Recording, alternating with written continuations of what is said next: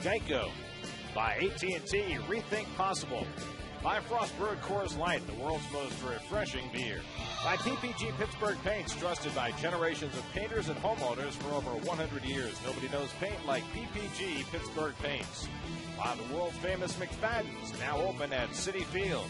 And by State Farm. Today's State Farm agent of the day is Pat Cawley of Glendale. Citi Field Fan Walk Amazing Moments bricks are here. Become a permanent part of Citi Field and order your Fan Walk Amazing Moments brick today. It makes a great Father's Day gift. Get to Mets.com/fanwalk. Here's your Mets upcoming schedule. Remember, all Mets games on SNY are available in HD, presented by IOTV. And if you're not near a TV, listen to every Mets game on Sports Radio 66 WFAN. Mets are heading home after the game today. They have tomorrow off. Open a series against the Marlins on Friday night. 3 with the Marlins and 3 with the Padres coming up on the homestand. That begins on Friday. First, one more to play here in San Diego. The Mets and the Padres on a beautiful late afternoon in Southern California. First pitch coming right up.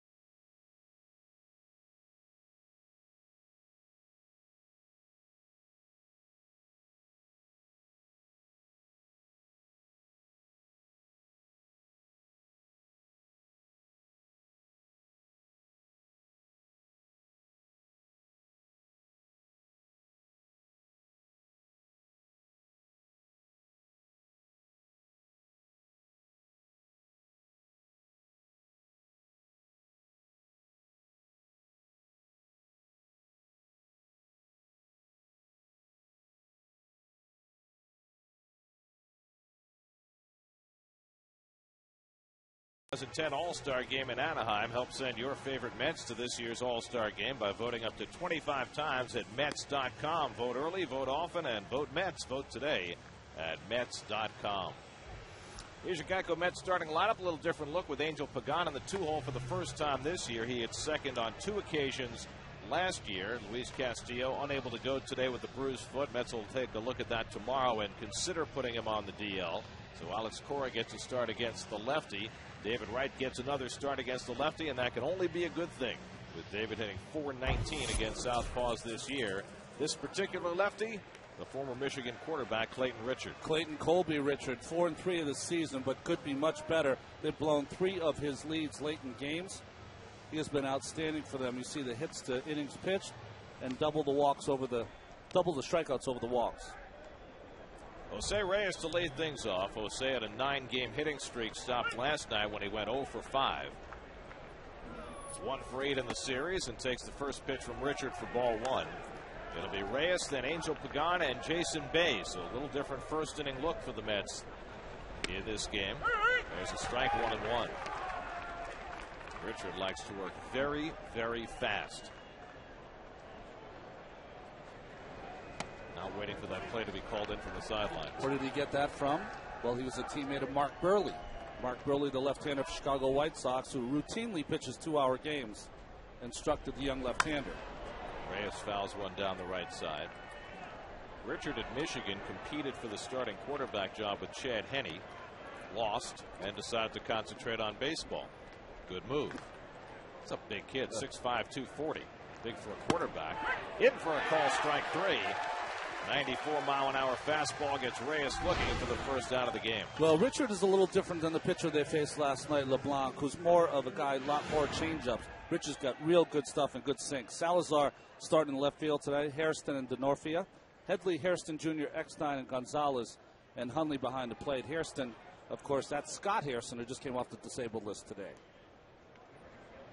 So now Pagan, it's the 14th time in his career he's hit second, but the first time this season. In fact, in every game the Mets have played this year, their starting second baseman had hit second, whether Castillo or Cora. 1-1 to Angel, who has really had himself a nice stretch. Jason Bay on deck. Pagan 2 for 7 in this series, and over the last 17 games, hitting right around 350. Changeup taken high, 2-1. Mets are going to have to step out a little bit on Clayton Richard. It's unusually fast, right? The way he pitches. Certainly the fastest we've seen this year. 2-2, and maybe that's why he's gotten off to fast starts in games. No runs allowed in the first inning this season. Takes guys a little while to adjust to that pace. Well, Angel's trying to do it right now, taking his time getting in there. The problem is, as soon as you're ready, he's going. 2-2 popped up, and Adrian Gonzalez shading his eyes, puts it away for the second out. It really feels as though the hitter is in a defensive mode when a pitcher works this fast, and you wonder why more pitchers don't do it. Well, more pitchers don't do it because you kind of pitch to your own personality. Some guys are kind of the guys that need more time in between pitches. But early in my career, I took a lot of time and changed it completely, and it changed my entire career. Here's Jason Bay.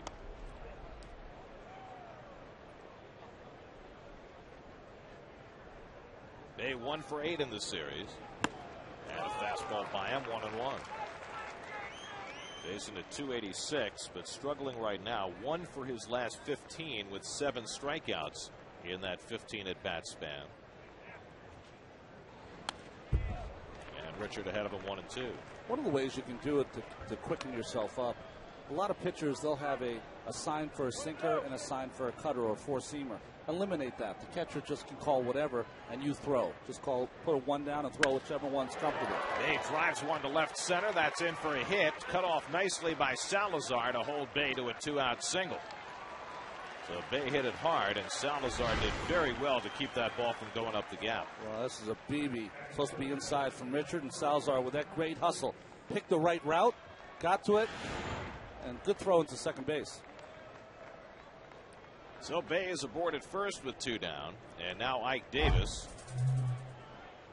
who last night hit a home run over the center field fence in the 7th inning off the right-hander Edward Mujica. Ike, who had really been struggling on this road trip, hit the ball hard consistently last night. Jerry made an interesting comment, didn't you think, today about Ike Davis? He said that hasn't been able to make the adjustment in game to certain pitchers, but he's starting to get a feel for how certain staffs are trying to pitch him. Said his game-to-game adjustments have been good. Salazar under this fly ball, and so Richard continues his string of not allowing a run in the first inning this season. Santana to the mound when we come back.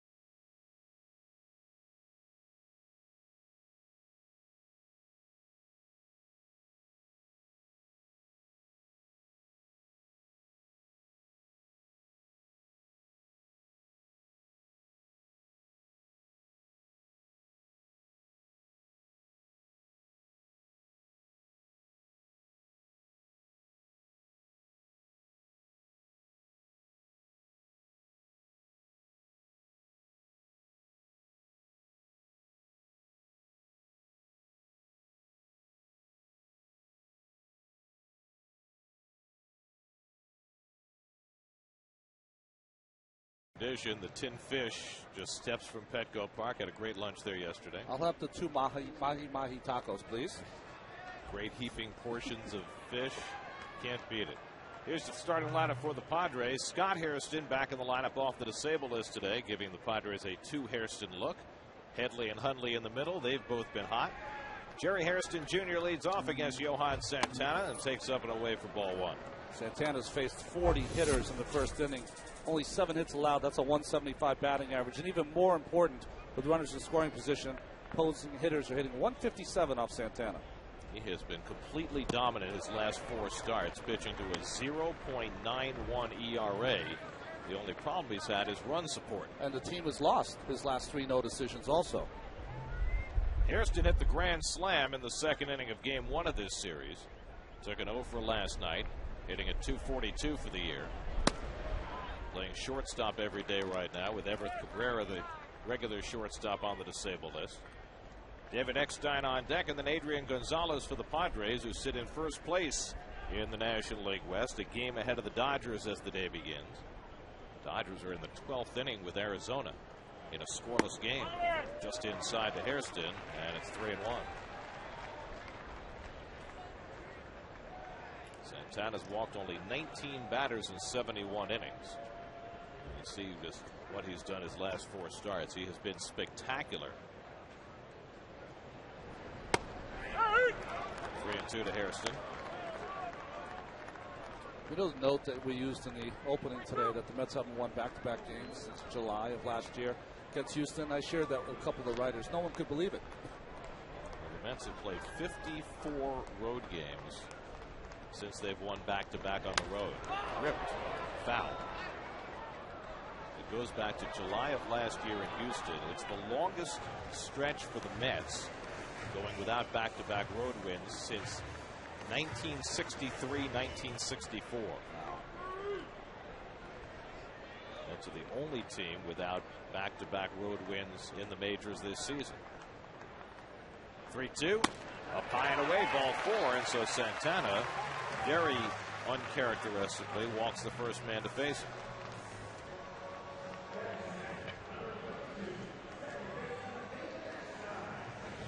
So he'll face David Eckstein with a man on. Here's Alexis Mets defense. Babe Pagan front core. David Wright has been solid at third base. Reyes Cora getting the start for the injured Castillo. Davis at first, and Henry Blanco catching today.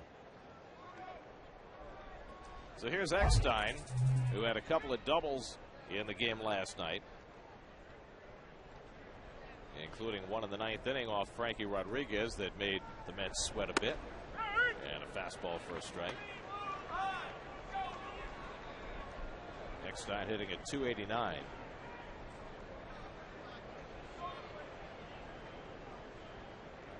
Hairston with 4 stolen bases this year. Remember, the Mets have Henry Blanco behind the plate today. He's given up only 1 steal all season. What a bad Eckstein took last night, huh? Francisco Rodriguez in the 9th. Adrian Gonzalez on deck. Yeah, it was a 9-pitch marathon before he hit one to the gap in right center. He is relentless. Hanging right out over the plate. I was talking to him today, and he is just so intense. Even if it's batting practice, he is focused, ready to go. Just a great winning player who's had a fantastic career.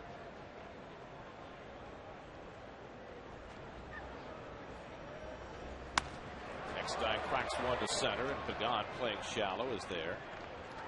1 away. Hairston back to first. I think those winning players are underrated. I think the Cincinnati Reds are benefiting from having a couple winning players. Scott Rowland has gotten off to a great start, a couple home runs yesterday, and people tend to forget Orlando Cabrera has now become their leadoff hitter and doing quite well. Well, we're in a stat-infested era where the kind of glue that helps teams win sometimes gets overlooked. There's a shift on Adrian Gonzalez, still moving, on the move. Santana gets ready to pitch. Gonzalez has walked 3 times in the first 2 games of this series, 2 for 6. as teams continue to work around the lone power threat in that lineup. And a fastball for a strike.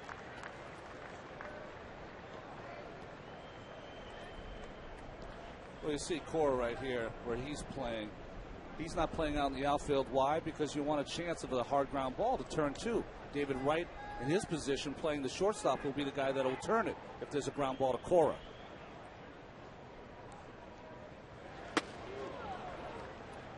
Santana had Hairston moving back to the bag as he threw that pitch home. Chase Headley, the cleanup hitter, on deck. Padres not a power-laden team. They're next to last in the National League in home runs. Gonzalez has hit 25% of their homers this year, 9 of 36. Slider missing, 2-1.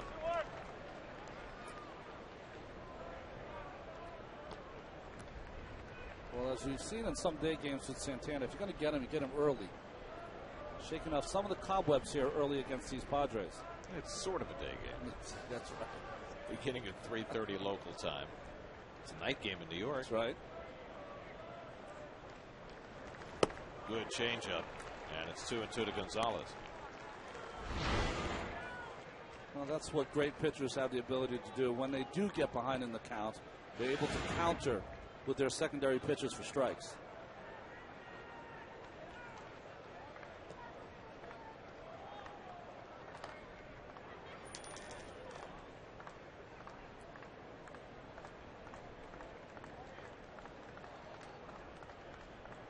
Blanco moving away.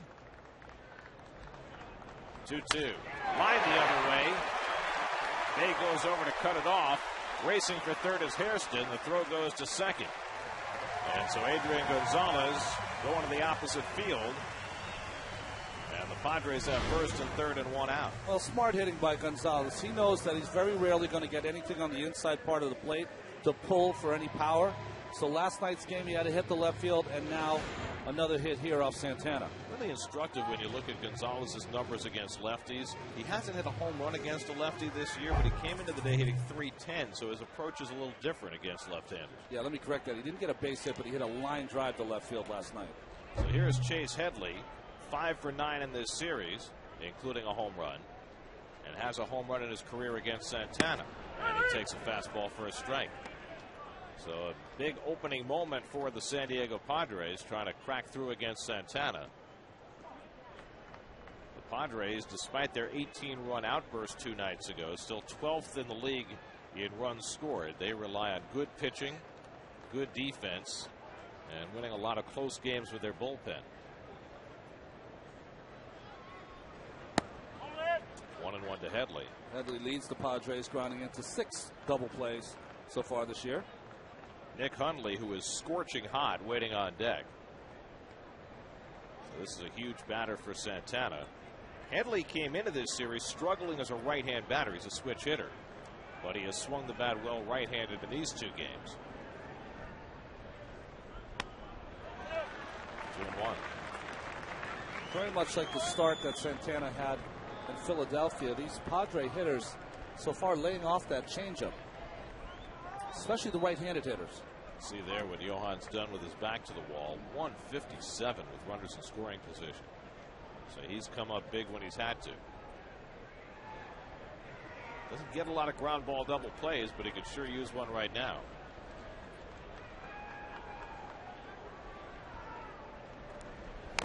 Headley pounds one off his leg, 2-2. Chase Headley, mostly a left fielder for the Padres last year, now the full-time third baseman with the trade of Kevin Kuzman off to Oakland. And third base is much more of a natural position for Headley. See only 4 ground ball double plays this year for Santana, who's become more and more a fly ball pitcher.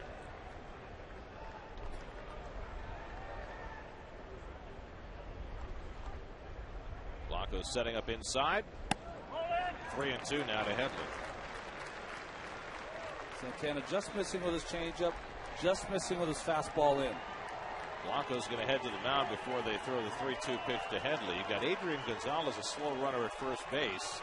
you're Bud Black, what do? Do you put him in motion, try and stay out of the double play? Santana's still a strikeout pitcher. I don't think you can send Gonzalez here. That'll be a strike him out, throw him out. If you have more of a ground ball pitcher on the mound, you do that to try to ensure you get the run home. But with Blanco's arm, if Headley strikes out, Gonzalez would be a dead duck. Could always fall down and try and get the runner home from third. The American Legion play? Yeah. Not going. 3-2. Struck him out.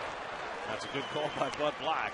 As Santana makes a big pitch. A little sinker to get Headley for the second out. Well, that's the way with Santana. Doesn't have any fear as he keeps that ball down. Headley, a little aggressive there in that RBI spot. Santana's done a lot more of that this year. More two-seamers than we've seen in the past. He's thrown more sliders. He's added to his repertoire. So now here's Nick Hundley, who is swinging the bat extremely well for the Padres. 6 for 8 in this series, and over the last 10 games, 15 for 30. Has his average up to .310 on the year. And the changeup popped up.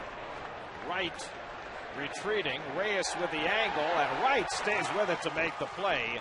And Santana gets through the first and keeps the Padres off the board.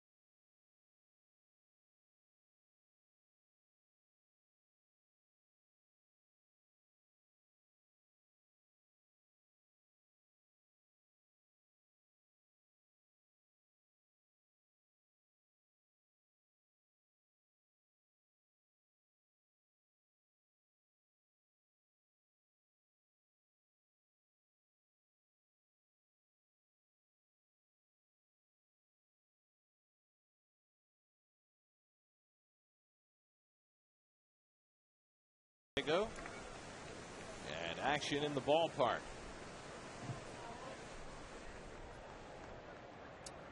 Roger Craig, the man who threw the first pitch in Mets history, is in attendance today. I was talking to him for about 20 minutes today. What a gentleman. He goes, did you know I started the first game for the Mets? I said, yes, I did. I did. Have to give him a lot of credit. I didn't work with him, but he developed that split finger pitch that was so successful for Jack Morris and others, that San Francisco staff, that after I broke my thumb, I did not have a great breaking ball. I went to that pitch just because he had everyone throwing it. David Wright breaks his bat, banks it off Richards' glove. Barehand play by Hairston, who throws him out. Well, that's nicely done by Jerry Hairston, who had to change direction and make the barehanded play. One away. Nice play by Harrison. Just a glove on it, off the end of the glove from Richard. Bare hand got enough on it to get right at first base. A lot of times when you get jammed, you get out of that box a little slower than you usually do. Jeff Francoeur hitting 6th in the order today, with Jerry shaking things up, moving Cora down to the 7th spot. Francoeur's been swinging the bat well. 6-game hitting streak, 11 for 21 in the 6 games, has pushed his batting average up over 250 for the year. And by hitting 8th, he's also been drawing some walks, which have raised his on-base percentage. Yeah, 5 intentional walks. This should be a good matchup. Richard wants to throw it fast, and Francoeur can't wait to swing. talk a lot about David Wright's numbers against lefties, but Frank Core's now hitting .364 against lefties this year. That's in the top 10 in the league. Frank Core lifts one to center, and Scott Hairston waiting for it to come down. So 2 batters, 2 plays made by Hairston's, 2 away. Clayton Richard pitching like he's got a dinner reservation at 6 p.m. West Coast time. Well, there's a tradition of that here in San Diego. Lefties working fast. Randy Jones, who pitched for the Mets, won his Cy Young here. He'd routinely have games that were an hour and 45 minutes. What was his record? I think it was 129. Yeah, 129. It's not the major league record. It's not even close to the major league record, but in the TV era, yes, that's pretty fast. Back in 1919, the Giants and Phillies played a game. 51 minutes. That's the major league record. Those are the days when they still left the gloves out there, right? So there's no worrying about your glove. You just go and use the other guy's glove, share a glove. But 51 minutes for 9 innings? And it was a 6-1 game. It wasn't like it was 1-0. One can only dream. Hey, we're part of the problem, not the solution. What do we go away in between innings? How long do we wait? 3 minutes? A minute and 40 seconds. Multiply that by 17. There we go. There's your 51 minutes right there. Exactly. Something like that. Alex Cora getting the start at second base. Luis Castillo's foot is such that he was able to run last night, but it was really uncomfortable to watch him. And I think for that reason, as much as any other, Jerry Manuel will decide not to play him today. And Louis will see a doctor tomorrow, and they'll try and figure out whether he needs to sit out for a couple of weeks and rest that thing and get back to something approaching 100%. So Cora getting the start against a lefty, a rarity, as he fouls that ball with his foot. Jerry was funny. He said, well, you know, he had a nice game. He scored a couple of runs, but I really don't like watching him out there. Well, what's interesting is that the possibility of Castillo going on the disabled list coincides with last night Daniel Murphy playing his first game at second base in AAA. Now, I don't know how that experiment's going to work out, but Jerry did say that he'd be less likely to want to bring Murphy up to play second if Castillo was going to be out for a couple of weeks, as opposed to bringing him back as a utility guy who could play there once in a while. You can play anyone anywhere. Doesn't mean they're going to be any good at it. I mean, the mobility that you need to play second base is just something that I personally find would be difficult for Murph, but he looked a lot better in the infield than he did in the outfield when he was moved to first base. Eckstein moving to his left, throws out Cora to end the inning. Well, Murphy's been tearing it up with the bat since he's been down in the minors, so it makes you wonder. No score here in San Diego.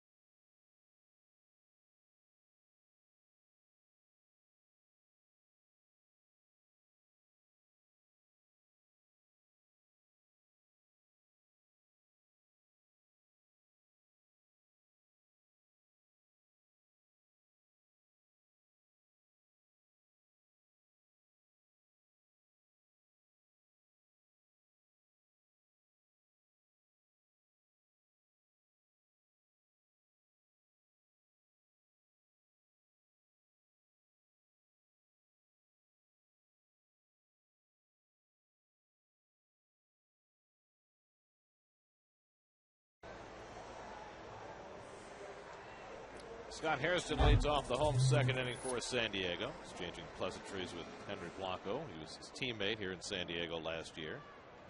Hairston, newly back from the disabled list. He was out with a hamstring injury. Just activated today. Luis Durango sent to the minor leagues. Hairston, who was actually traded from the Padres last summer to Oakland in the deal that brought Ryan Webb to the Padres, and now reacquired. Popped up, and Jose Reyes right there waiting. One away. Part of the Xerox business of baseball. Let's check out the inside pitch on Johan Santana. Well, slider mania, the reason I'm saying that is this season he's really gone to that slider, not only to left-handers, but to right-handers. We made up a word here, decisionless, in the middle. 5 no decisions for Santana this year. They've won 2 of them. He's lost his last 3, and one of those wins was that 20-inning game and runners in scoring position we already alluded to. 157 beginning the game. It's gone down since then. Well, old football quarterbacks, they can't get rid of those old tricks, right? A little tape. That's on the glove hand of Clayton Richard. Wonder if he maybe tweaked it a little bit, reaching for that ground ball. Oscar Salazar, the batter. Salazar playing left field, starting for the second time in the series. 31-year-old journeyman. 16th game he started for San Diego this year.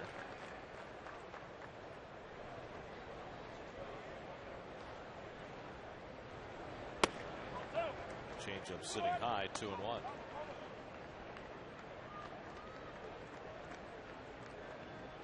Chris Denorfia, the number 8 hitter, on deck.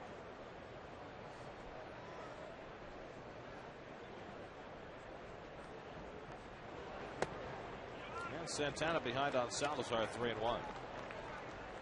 Johan walked the first man to face him today, got himself into some first inning trouble, but was able to pitch his way out of it with a key strikeout of Chase Headley.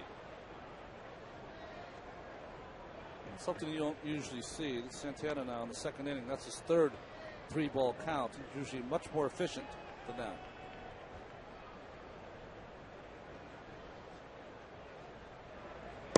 And he walked Salazar, so the second walk given up by Johan. He walked just 2 in 8 innings in his last start in Milwaukee. So the Padres have a 1-out base runner, and here is Denorfia, who made the final out of the game last night, striking out against Francisco Rodriguez, and raised more than a few eyebrows that Bud Black left his slugging left-hand pinch hitter Matt Stairs in the dugout at a time when one swing of the bat could have won the game for San Diego. There was a lot of looking around. Matt Stairs had his helmet on ready to go and never got the call. So Denorfia, who's had a couple of cups of coffee with the Reds and has been in the big leagues for about 2 weeks with San Diego, got the call rather than Stairs. And my point about that is that why would you have Stairs on your ball club if you're not going to use him in that spot? Every chance you have to have a big home run hit, he's got to be at the plate.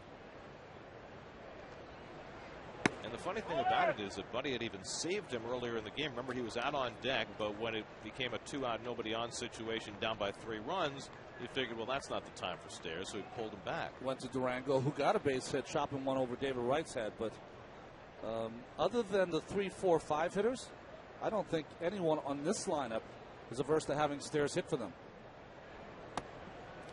Santana struggling with that changeup, and Blanco's going to run the ball out to the mound to him. You know, it's interesting. I mean, Pelf didn't have any problem with it last night, but the Mets pitchers in the first game, of course, giving up 18 runs, and now Santana in this game, everything's up in the strike zone so far off this mound. I wonder if it's a little flatter than most mounds. I was asking some people from the Padres. They said, no, it's pretty normal.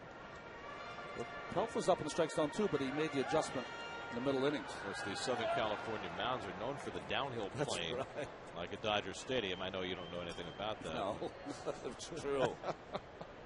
2-1. You're going to have to explain that. Yeah, I will. 2-1 to Denorfia. He takes a strike. The road trips in the day were much easier than the guys have it now. They've gone to Milwaukee, now to San Diego. We used to always fly into San Francisco. San Diego is the next town, and then L.A. I would always pitch the first night in San Francisco, the last day in San Diego, and would always miss L.A. But missing Los Angeles for 3 or 4 days is not a horrible thing.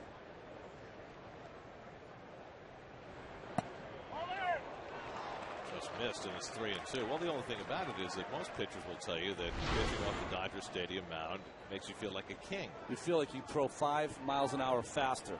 That little slider just missing. Greg Gibson's had a pretty tight strike zone so far in this ball game. So 3-2, 1 out. Salazar, not a burner at first base. Not going. DeNorfia rips one foul.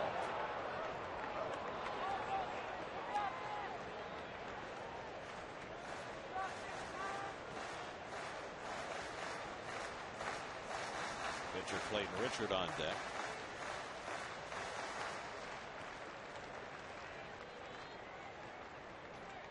So Santana having to work hard early in this game. He's already thrown 35 pitches with 1 out in the second.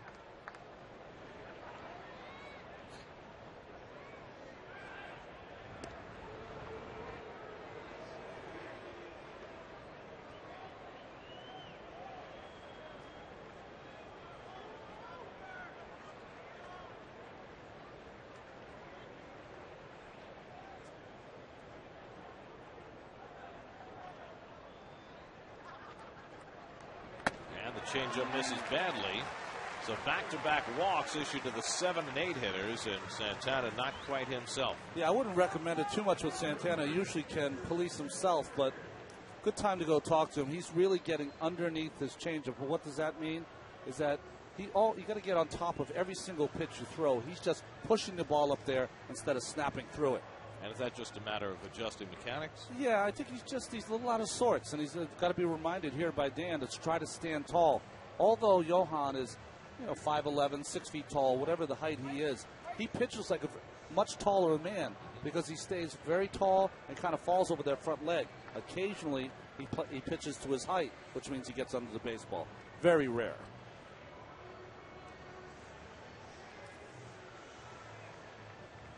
So Johan has walked 3 of the first 8 batters. And now the pitcher Richard coming up, and the Mets will be looking for the bunt. Richard 2 for 15 at the plate this year. He's driven in 3 runs. Both his hits have been doubles. Double sacrifices. Padres bypassed a scoring opportunity in the first inning. They had first and third and 1 out. Couldn't get a run home. Now Santana has gifted them with a couple of walks to the 7 and 8 hitters.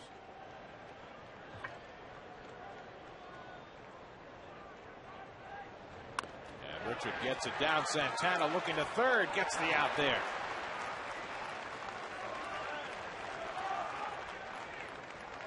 And David Wright made sure. Well, the hardest part is for David. He's not used to playing with this kind of athlete coming off the mound. Santana, that's a good bunt by Richard, but Santana is just such a gifted athlete. He makes that play look easy. David's got to decide, okay, he's going to get it, make like a first baseman, and get that force out. Remember the last time the Mets had a similar play at third base on a bunt, David was thinking double play and dropped the ball. So he made sure this time that he got the sure out. So now 2 out and 2 on for Jerry Hairston, who walked his first time up. Hairston's hit 3 home runs this year. They've all come on this homestand. Padres are 5 and 3. This is the final game of their homestand. They took 2 out of 3 from St. Louis and 2 out of 3 from Washington. Salazar now at second and Richard on at first. We're in the 14th inning now in L.A. Last night they played 10. The Dodgers won 1-0. Today they're scoreless in the 14th. Whatever happened to that league-leading Arizona offense? They've lost 9 in a row, by the way. And Dontrell Willis was recently signed as his named Saturday's pitcher, starting pitcher. Santana behind in the count again, 2-0 on Jerry Hairston.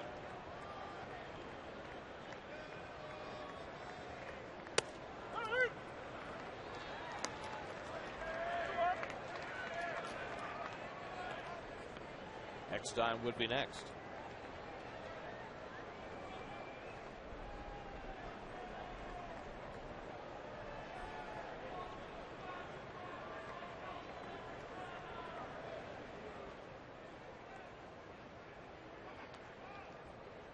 On 2-1, Hairston lofts one into shallow right center.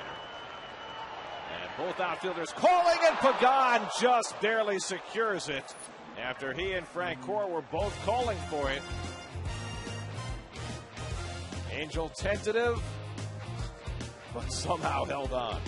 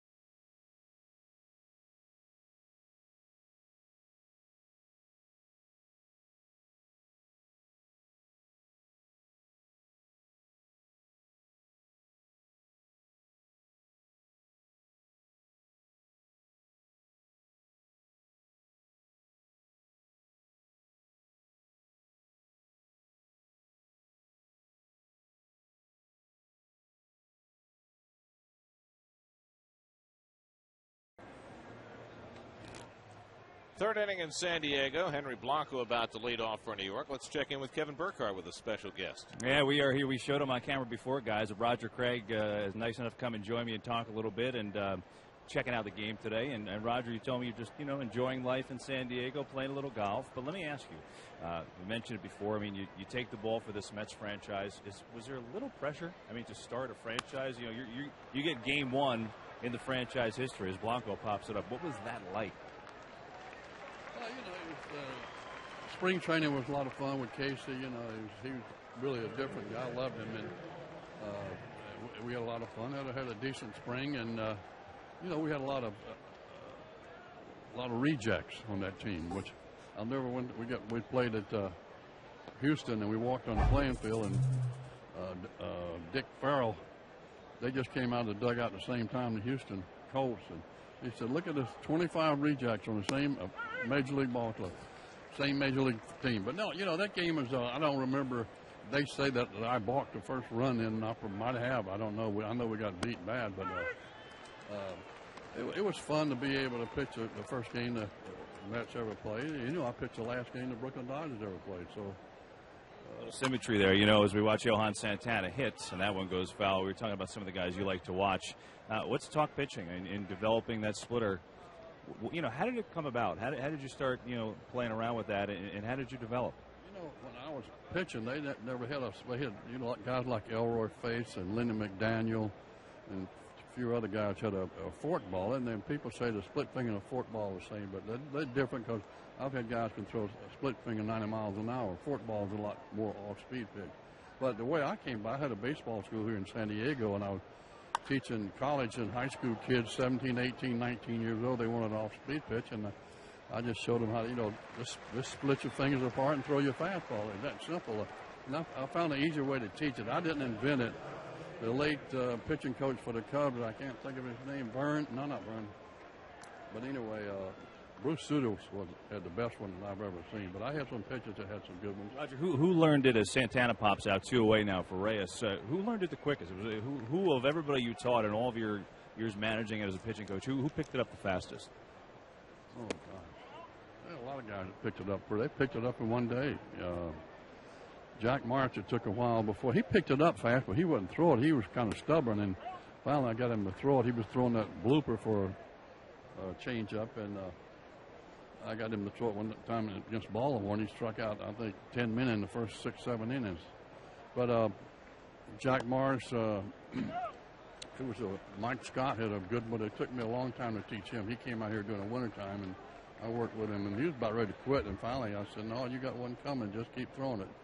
But some guys pick it up fast, and some guys it takes a little bit longer. What do you think of what you see now as far as pitchers and things? We saw a pitcher last night for the Mets, Mike Pelfrey, throws a split finger changeup. I mean, what are some of the things that you're seeing here in the league now?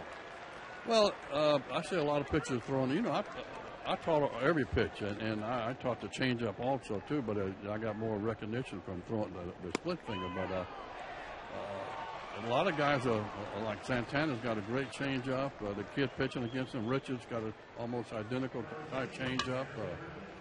A lot of pitchers and the pitching coaches are really teaching off-speed pitchers to go with the guys coming up there. They're big and strong, and they can throw harder. And so they have the off-speed pitch. It really helps them.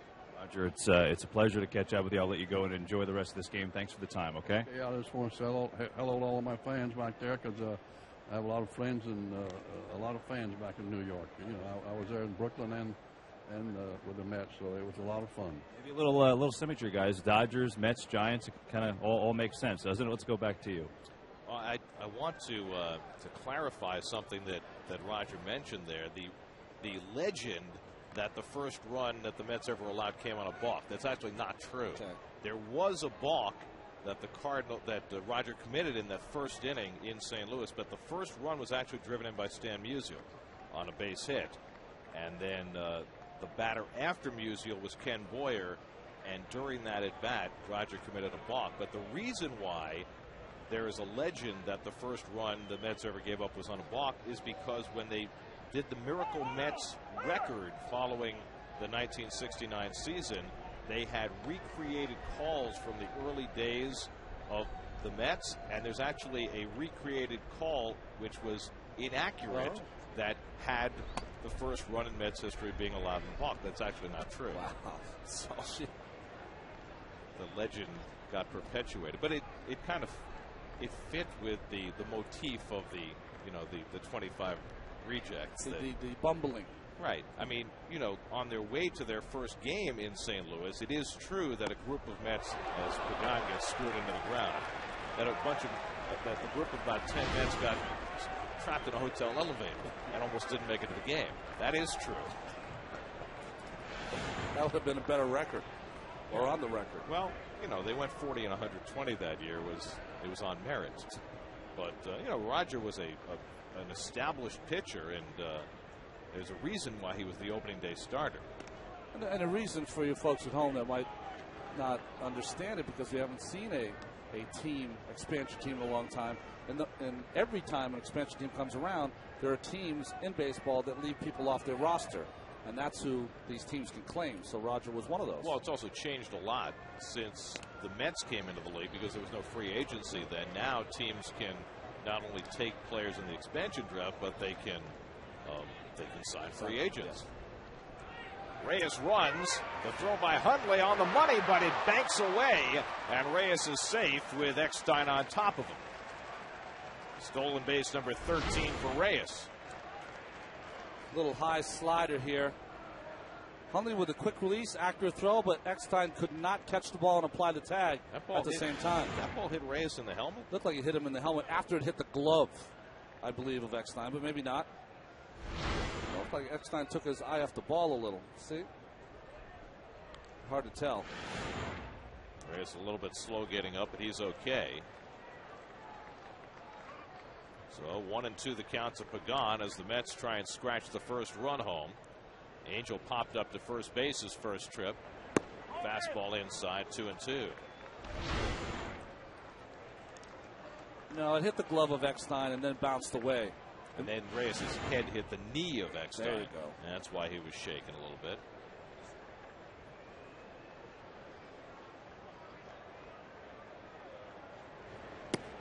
By the way, that's the first stolen base against Clayton Richard this year. Opposing base stealers had been 0 for 4 with Richard on the mound this season before that stolen base. And watching his move to first base, you can understand why. It's very deceptive. It's got a very Andy Pettitte-like move. 3-2 to Pagan. Swing and a miss. He struck him out. So Clayton Richard fans Angel Pagan his second strikeout, and the Mets strand Reyes at second. Still no score.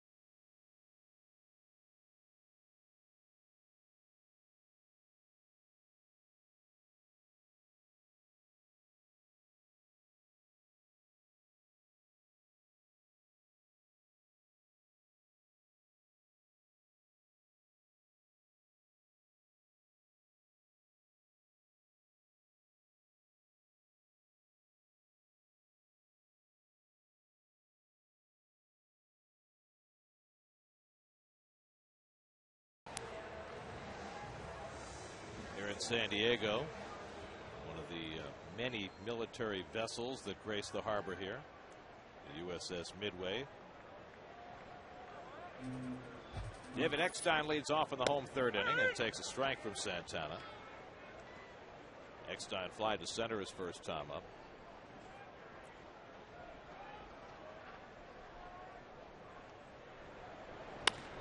Lines one to left field, chasing Bay back. And Jason puts it away for the first down. Mets come back home to Citi Field this Friday night at 7:10 p.m. to host the Marlins. Get to Mets.com or call 718-507-TIXX for your tickets.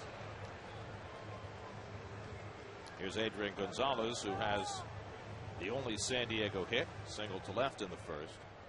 Just looking back at the record of Roger Craig, you know, he lost 24 games that first year with the Mets, but he won 10 for a team that only won 40. Yeah, double figures. That's pretty good. And he got a quarter of their wins. About 34 decisions. The pitchers on the Mets won't make 34 starts. I had forgotten that Roger managed here in San Diego for a couple of years, back in the late 70s. Line left field, and Gonzalez has his second hit, and he's taken both of them the other way. Maybe the Mets need to amend their spray charts.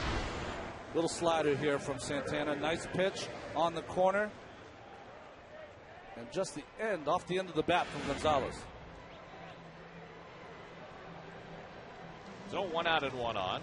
Second hit off Santana. Gonzalez has them both. And here's Chase Headley, who came up in a big spot in the first inning. First and third and 1 out. And Santana got what to date has been his only strikeout of the game.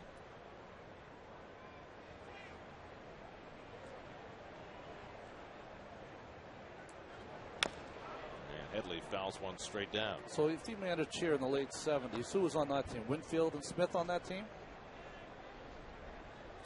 78. They actually had a winning record that year, which was rare for the Padres back in those days. Cito Gaston, people like that? Winfield was here. Had 24 home runs that year in 78. Ozzie Smith, before he got traded to St. Louis, was on that team. Gene Tennis played first base for them. Regular third baseman was an old teammate of yours, Bill Allman. Oh. Cliche Bill Allman. Awesome. And the best afro in baseball was on that team, Oscar Gamble. Pulled down to third and a foul ball. Allman, of course, who came up a #1 pick as a shortstop, pushed to third base once Ozzie came around. The pitching staff was led by a 39-year-old Gaylord Perry, who went 21-6 that year. Oh, Lord.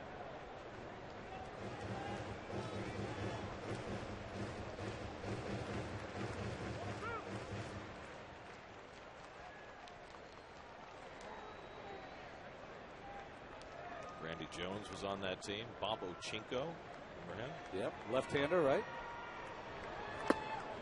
2-2 now to Headley. Ochinko played some years in Cincinnati, I believe.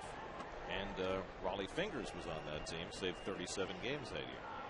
How many innings did he pitch? You have it there? 107. Wow. Well, Gaylord Perry pitched 260 innings at age 39. Good for Dira. 2-2 to Headley. And a change up low. And another full count for Santana, who's already thrown 50 pitches with 1 out of the third. Well, 4-3 ball count so far. And that ball strike ratio you never see from Santana. He's usually a 3-1 strike to ball. 35-15 maybe.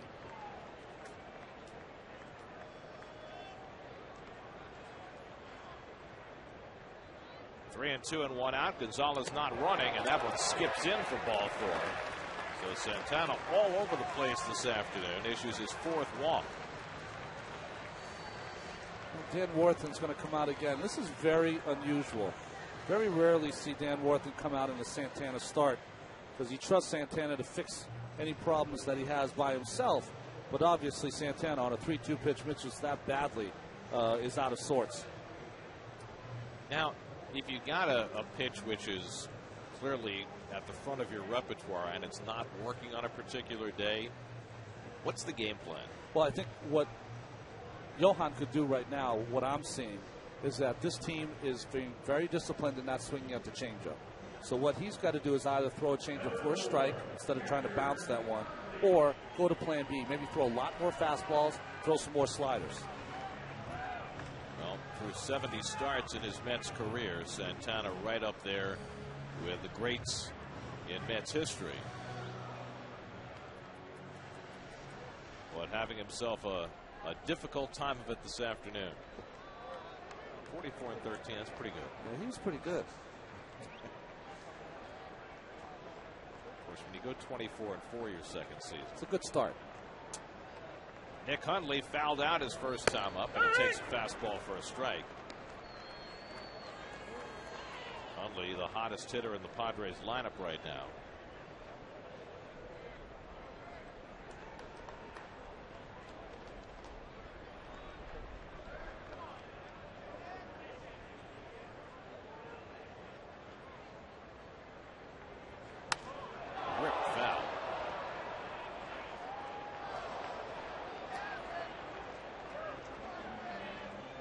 You think to yourself, boy, you hit that awfully hard. That wasn't a good pitch. It is a good pitch because it came after a fastball, and that slider was in enough that there's no chance for Hundley to keep that ball fair. Just gives the pitcher a strike.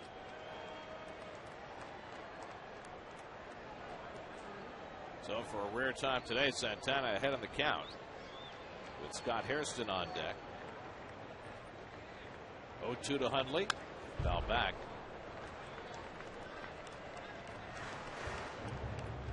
The other thing we haven't seen Santana do that we usually see him do 4 or 5 times early in the game, Gary, is that high fastball up in the strike zone. Change the eyesight of the hitter.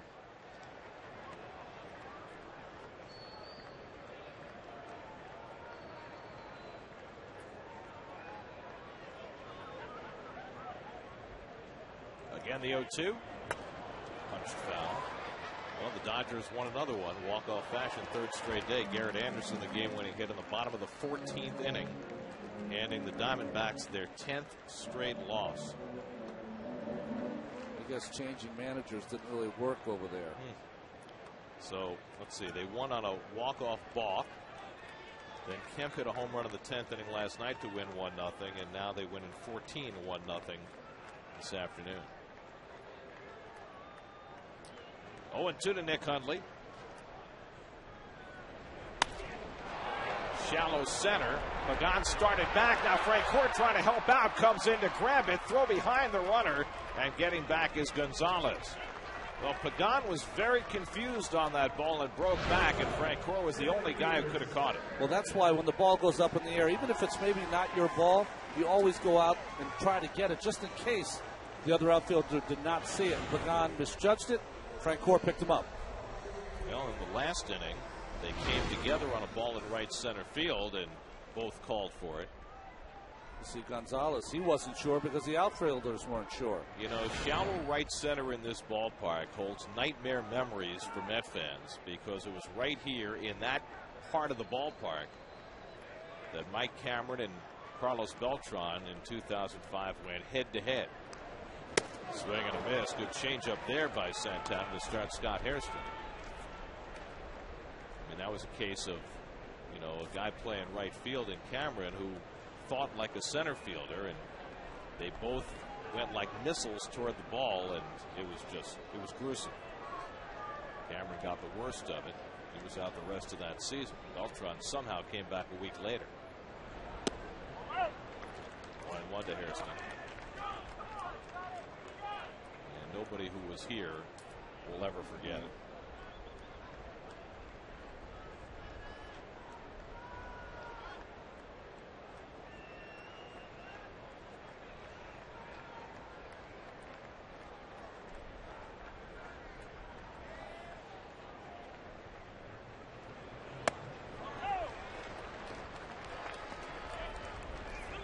Santana throwing those two-seamers down in the zone.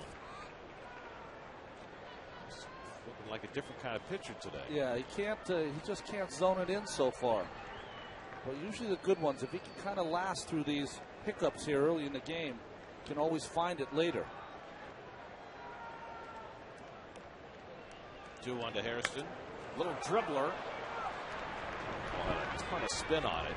And Santana makes the play himself to end the inning. So Johan continues to pitch around his difficulties. 4 walks in the first 3 innings, but no runs.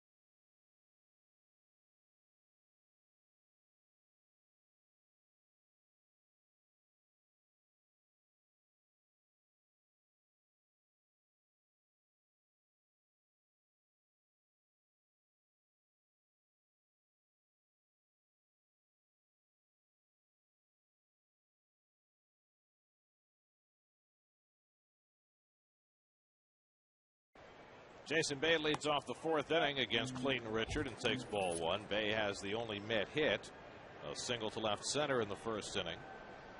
Richard working at a very rapid pace, and he falls behind 2-0. Clayton Richard making his 11th start. Lost his last outing against Washington.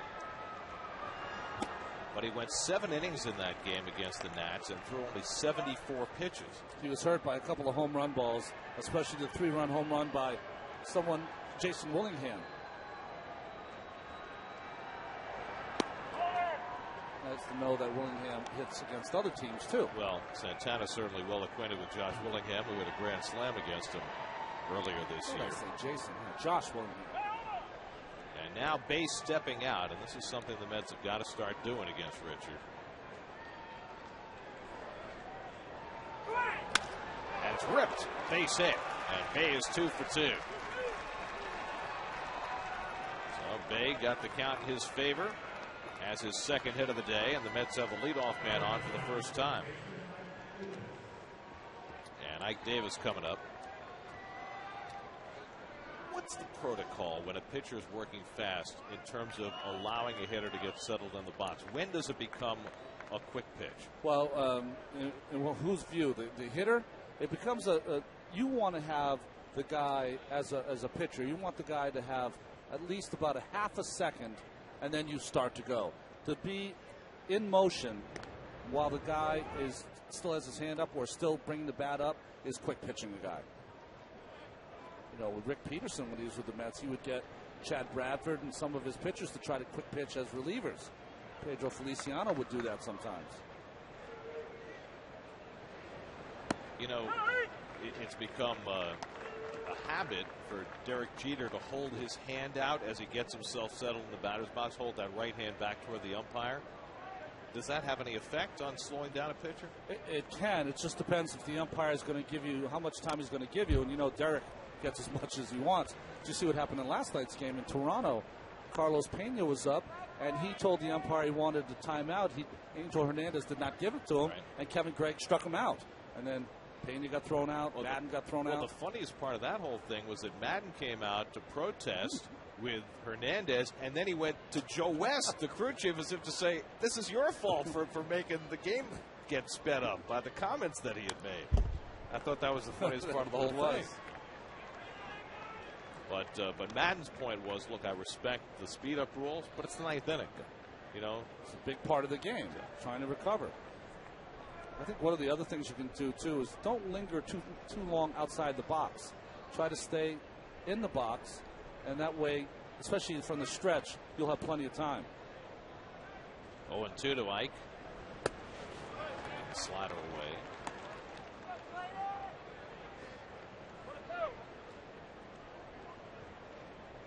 I think any time a pitcher takes you out of your timing and the way you hit, that's a bad thing. Got to stop him then. Now Jason Bay, it seems he has no problem facing Richard. Well, he stepped out on him right before he got that base hit. Although, you know, Richard's working at a little less of a breakneck clip with a man on base here. Good breaking ball, strikes out Davis. Third strikeout for Clayton Richard. One down in the fourth. This is his best breaking ball so far this afternoon. Got on top of it, pulled it down and away to Ike. No chop.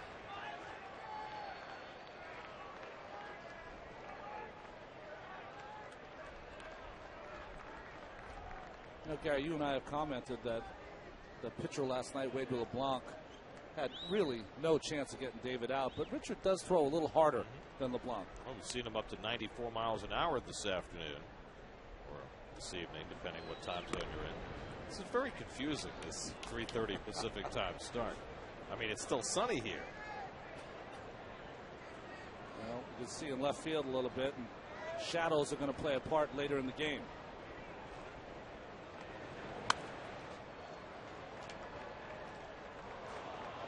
David Wright with a big night last night. 3 hits against the left-hander.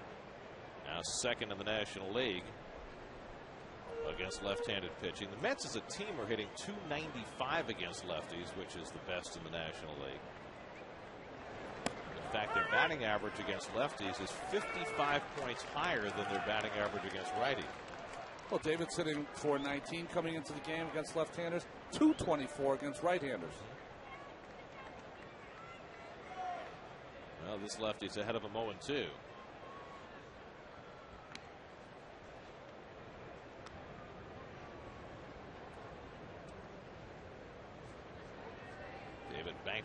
pitcher's glove, and Jerry Hairston threw him out with a fine play in the second.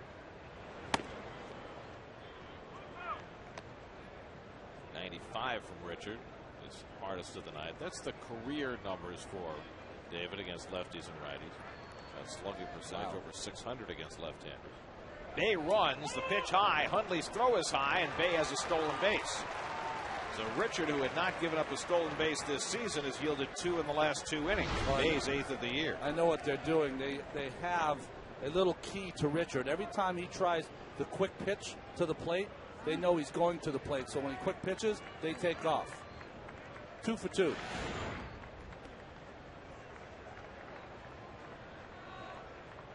So now Wright looking to pick up Bay from second base. And he bloops one into shallow right. Gonzalez back, can't make the play. They have to hold up to make sure. He'll stop at third, and the Mets have runners at the corners with 1 out. Well, Adrian Gonzalez just got the tip of his glove on it. Well, when you're going good, as David is right now, these fall in. Outstanding try by Gonzalez off the end of his glove. And Jason did exactly what you had to do. If he makes an outstanding play, you got time to get back. Did not make it, got to go base to base. So the Mets with their best scoring chance of the day. First and third and 1 out for Jeff Francoeur.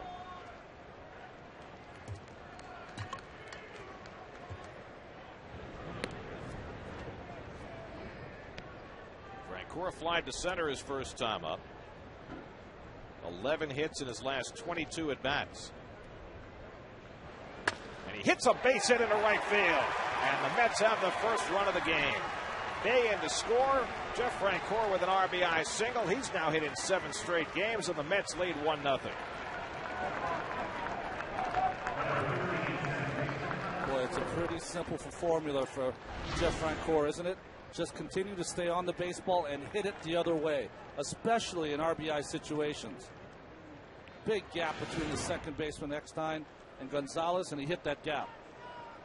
Oh, what a revelation Francoeur has been over the last week. As his batting average had plummeted down to 210, and all of a sudden he's getting 2 hits every day.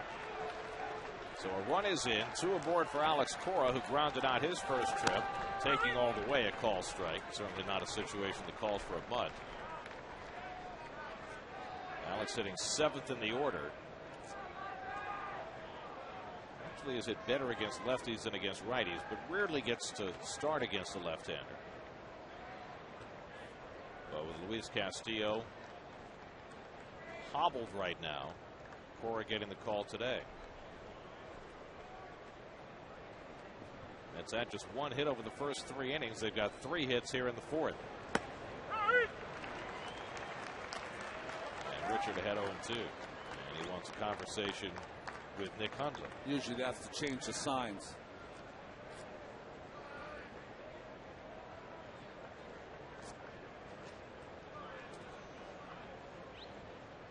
Let's take a look at today's AT&T trivia question. Who is the only player to be drafted in 4 professional leagues? Hint, he played in San Diego. Hint, we talked about him already today. It's not Roger Craig. Well,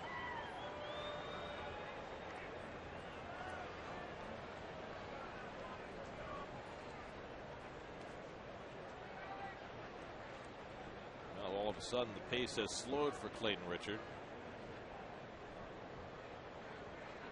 Now that he finds himself in some difficulty.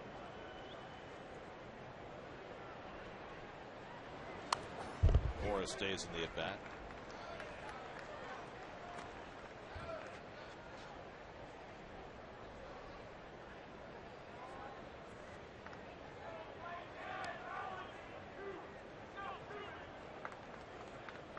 Henry Blanco on deck.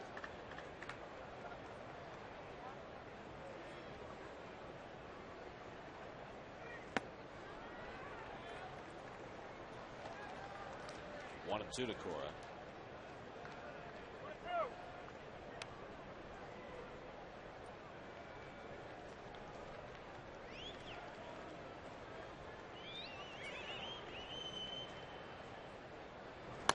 And Alex chops one over the mound, Eckstein reaches for the tag, gets it, but can't get the out at first. Well, Eckstein just able to reach out and touch Frank Core for the second out. It's in between. He had to charge that a little further than he thought. Just got the back of Jeff. But in that time, Core was able to beat it. So 4 unassisted on the fielder's choice. Now runners at the corners with 2 out. And Henry Blanco, who plied his trade for the Padres last year, will step in.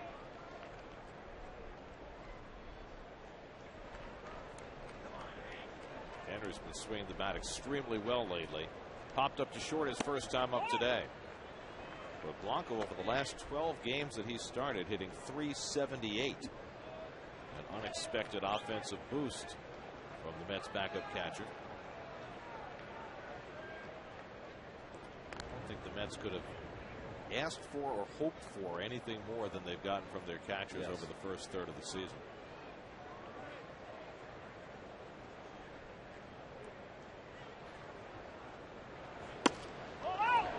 Watches the fastball away, 2-0. So with the pitcher on deck, Richard pitching a little carefully to Blanco, who has 1 home run this year. He had 6 last year with the Padres. And he bounces the slider, 3-0.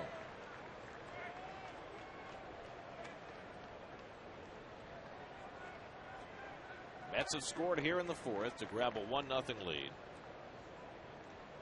Trying to fashion back-to-back road wins for the first time since last July. And ball 4, so clearly a pitch around there against Blanco. And Santana will come to bat with the bases loaded. Second walk given up by Richard.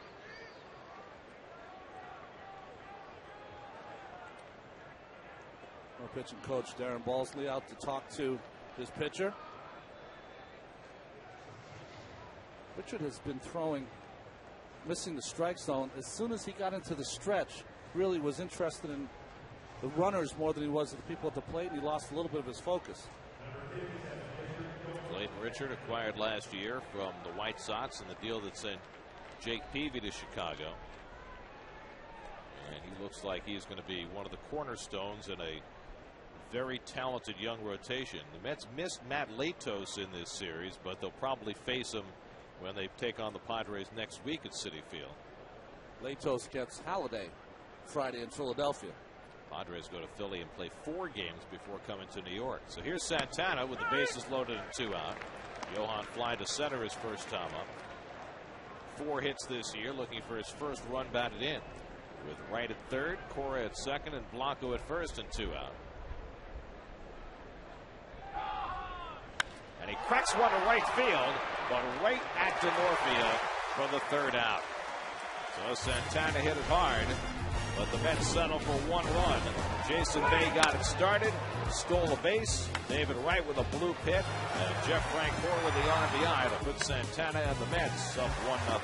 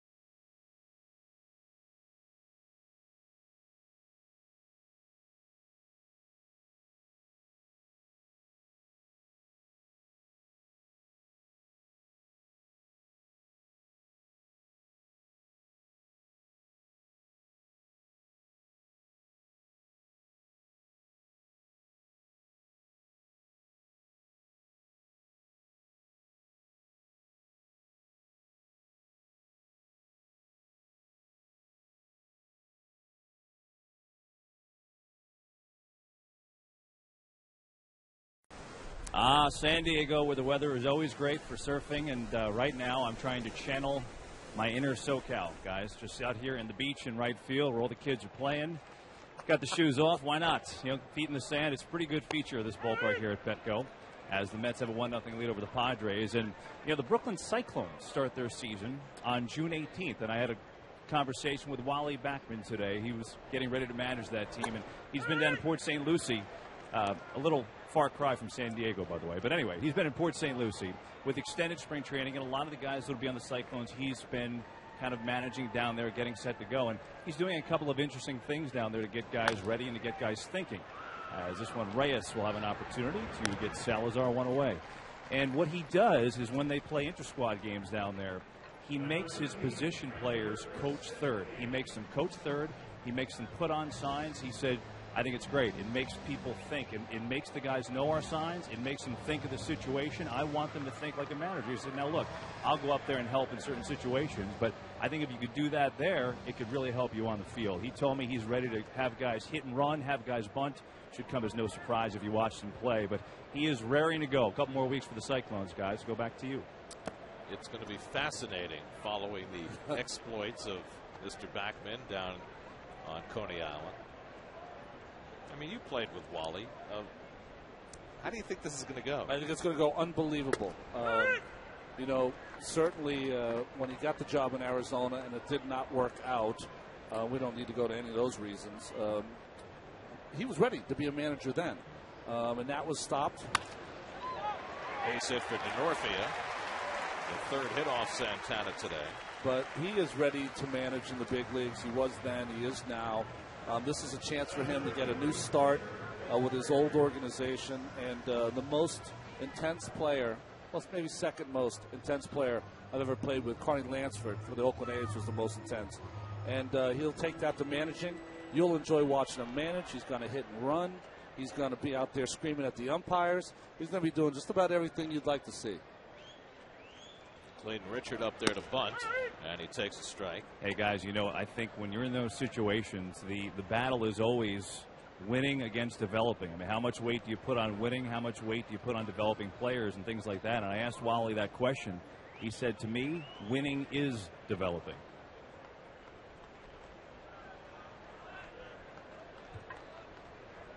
Richard bunted into a fielder's choice his first time up, and he bunts this one foul.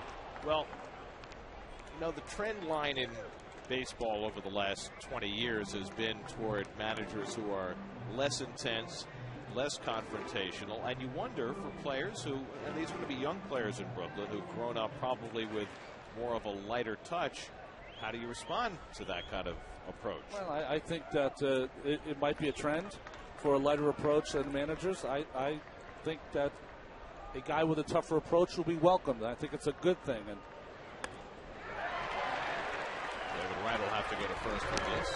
I'm a big believer, Gary, that athletes, so you're taught from a young age that you want to be led. You want to be led by a strong, authoritative figure. And Wally is certainly going to be that. Meanwhile, there is big baseball news out of Seattle with the announcement by Mariners manager Don Wakamatsu that Ken Griffey Jr. has retired. Wow. Ken was not at the Mariners game today, and asked why. Wakamatsu said that Jr. has called it a career after 22 years. 630 home runs, 1,836 RBIs, and a beeline 5 years from now to the Hall of Fame.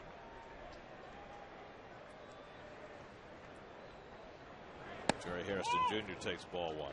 You know, I didn't play against Barry Bonds later in his career, early in his career, but the early 90s and mid 90s playing against Ken Griffey Jr., he was the finest player that I'd ever played against. Do everything with ease. And you can only imagine, had he not lost so much time to injury over the last decade, what kind of numbers he might have been able to put up. But still, he has had an extraordinary career.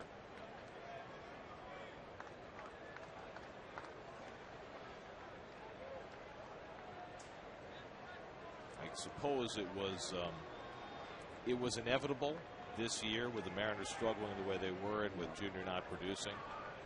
but can only hope that Griffey finds something that fulfills him as much as baseball clearly did. Yeah.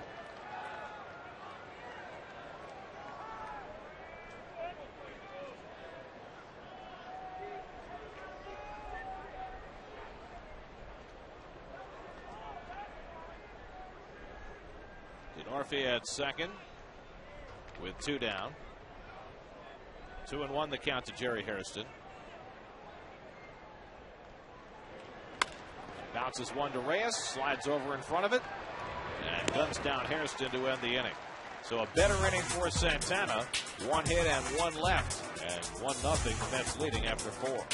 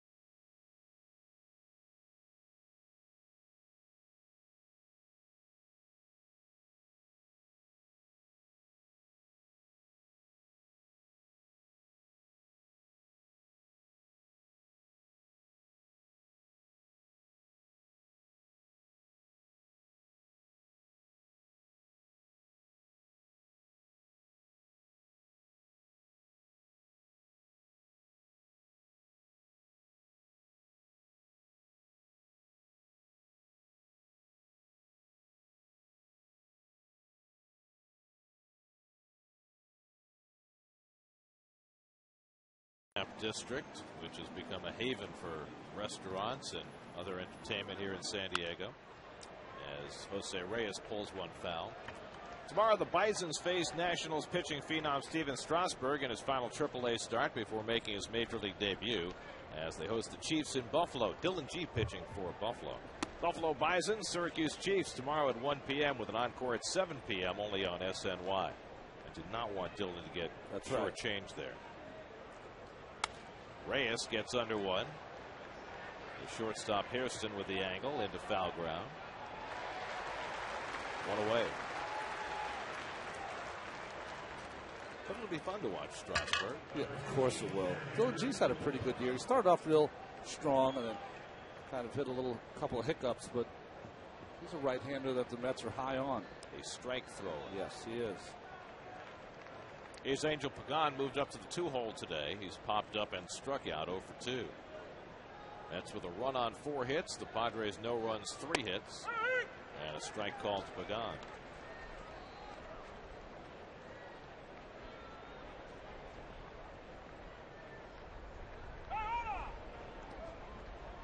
And Pagan stepping out on Richard. Well, there's the beach. When does the Simon Says game begin? Kevin puts his shoes back on before he hit the plane. Kevin, is Mr. Simon Says out there? Are you staying away from him? I know you're a little worried about him. I'm going to tell you one thing. If he comes back, I'm joining in the game. Oh, nice. There's no way I'm not getting involved in that. He'll be back. He's a little scary, though. It's very loud. You'll hear. By the way, Ronnie, it's casual day on the flight home. Oh, it is. Yeah, so I think maybe the shoes, flip-flops a little too much, probably. Who are you planning to sit next to, Kevin? What's that, Gare? Who are you planning to sit next to with those bare feet? I guess not you anymore. Here's the 1-2. And a little dribbler off the bat of Pagan. And that'll stay foul. Angel smartly running that out because that had that side spin on it that could have brought it back fair. Pretty interesting development there by Richard. While we were talking to Kevin, Angel asked for time. He got back in the box, and Richard buzzed him. So there was a connection between those two events? Absolutely. So a little meanness in this big left-hander. I wonder whether Angel running hard down the line there was looking for some contact, perhaps, with Mr. Richard. Well, he's going to have to be like moving a tree.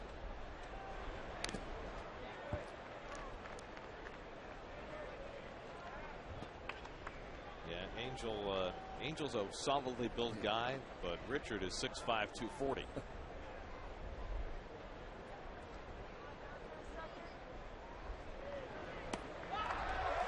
Good off-speed pitch, strikes out Pagan for the second time.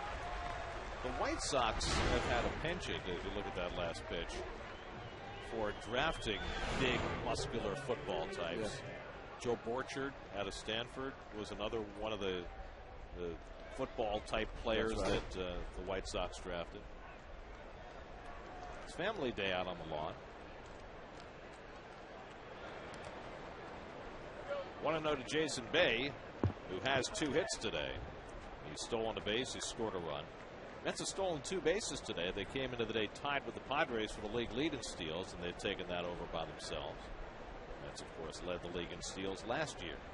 And if Reyes stays healthy, he'll probably lead the league again this year.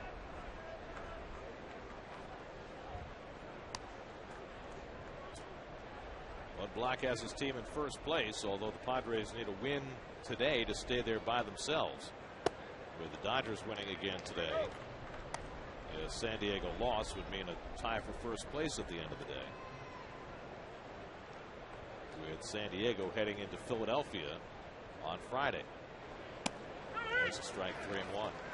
Certainly nobody picked the Padres to win the National League West, but their pitching has been so extraordinary they've been able to stay there.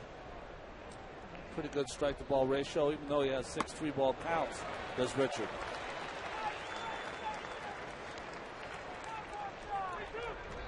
Ike Davis waiting on deck. 3-2. In tight, ball 4, and Bay's on for the 3rd straight time. I think the National League West, quite unexpectedly, has become one of the stronger divisions around. I mean, you looked at this division before the season and you figured somebody might win it by default. Now you've got 4 teams well over 500 out of the 5. Yeah, I thought the Rockies would come out and be a little stronger, but they've had some injuries. Well, the Rockies have already proven what they can do late in seasons. Yes.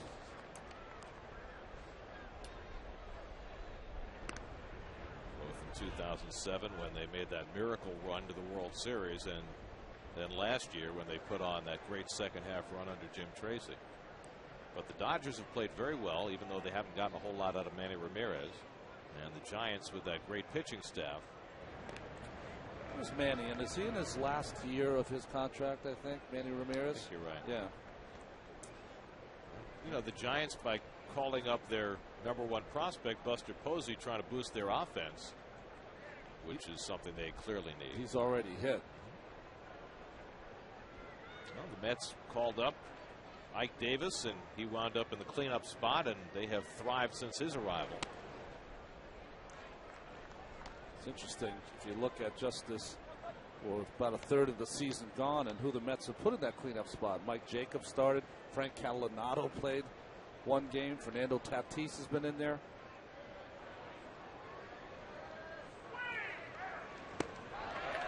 Cut at the slider, and it's 1-1 to Davis. Chris Carter. Fernando Tatis, you mentioned. Yeah. Something of a revolving door, but I think for the most part it's Ike Davis's job now. I think certainly until Beltran comes back, and then the whole lineup will change. I'm not sure exactly how that will look when Carlos is ready to play. Well, whatever it looks like, it'll be deeper, and that's a good thing for Jerry. Well, he's going to have 4 outfielders to squeeze into 3 spots. I know that. Because there's no way that Angel Pagan's going to the bench full time when Carlos comes back. Not the way he's played. That's a very pleasant decision and dilemma for a manager to have. Well, Carlos is not going to be able to come back either and play every inning of every game right off the bat. Well, even in a best case scenario, those decisions are at least a month away. So for right now, I think unlike the mindset last year where the Mets were constantly waiting for guys to come back, this year they're playing with the guys they have. And if Beltran comes back and he's healthy, that's fantastic. If not, they'll go with what they've got. The problem with Richard is that it's kind of a catch-22. He's got an excellent move, but he uses it too much. So you think guys are getting a read on it? Getting a read, and it's taken away from his delivery to the plate. Davis pulls one down the right field line. He's got some hidden pop, doesn't he, Ike Davis? We've already seen him hit a 450-foot bomb at Citi Field. We saw him hit one over the center field fence here in last night's game. We saw him hit one one-handed in Milwaukee earlier on the road trip. Ryan Webb is up in the San Diego bullpen for the third straight day. So maybe it's not all that hidden. Ike has 6 home runs.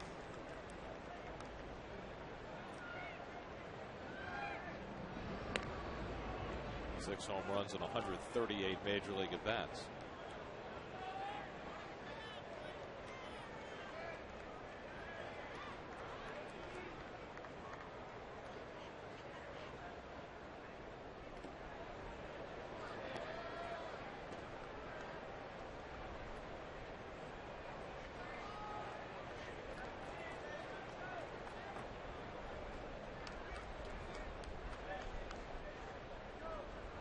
Now the 2-2 to Davis. Fisted foul. Back comes Huntley, so slide, but can't get there. Good hustle by Nick Huntley that acknowledges Jerry Manuel is there, trying to keep him from falling into that dugout. Protocol there. You can always help the opposing player out after he's missed the baseball. See Jerry with a helping hand. So if he's sliding on that top dugout step, still trying to make a play on the ball, you leave him alone. Leave him alone until the ball drops.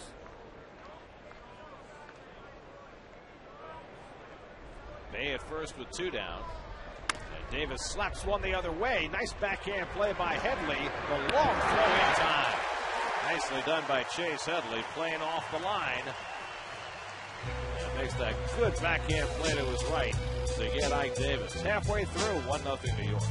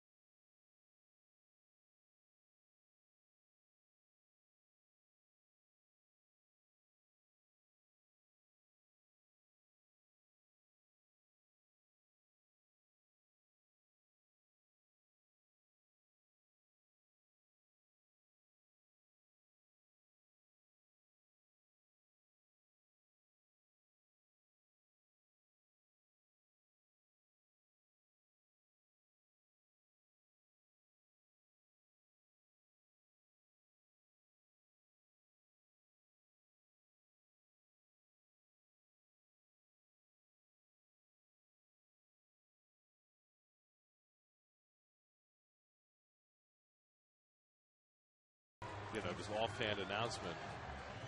Yeah, and there wouldn't be a press know. conference. Yeah, yeah.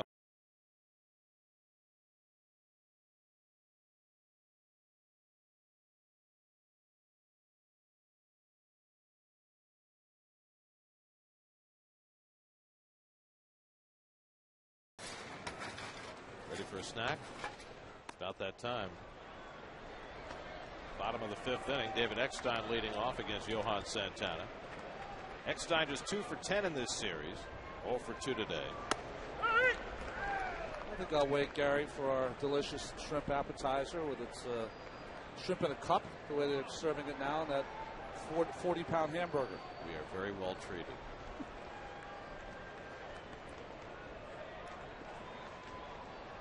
Let's check in with Kevin. You know, guys, David Eckstein, I think Tony La Russa had the quote, David Eckstein doesn't have the chip on his shoulder, he's got an anvil. And, you know, you could rightfully understand, everyone always questioning him his whole career. He taps out to Reyes for the first away. And I asked him, I said, hey, does that chip come from battling the height thing, or is it something else? He said, no, you know, I really firmly believe if I was 6'5", 250 pounds, I'd have the same thing because my dad taught it to us.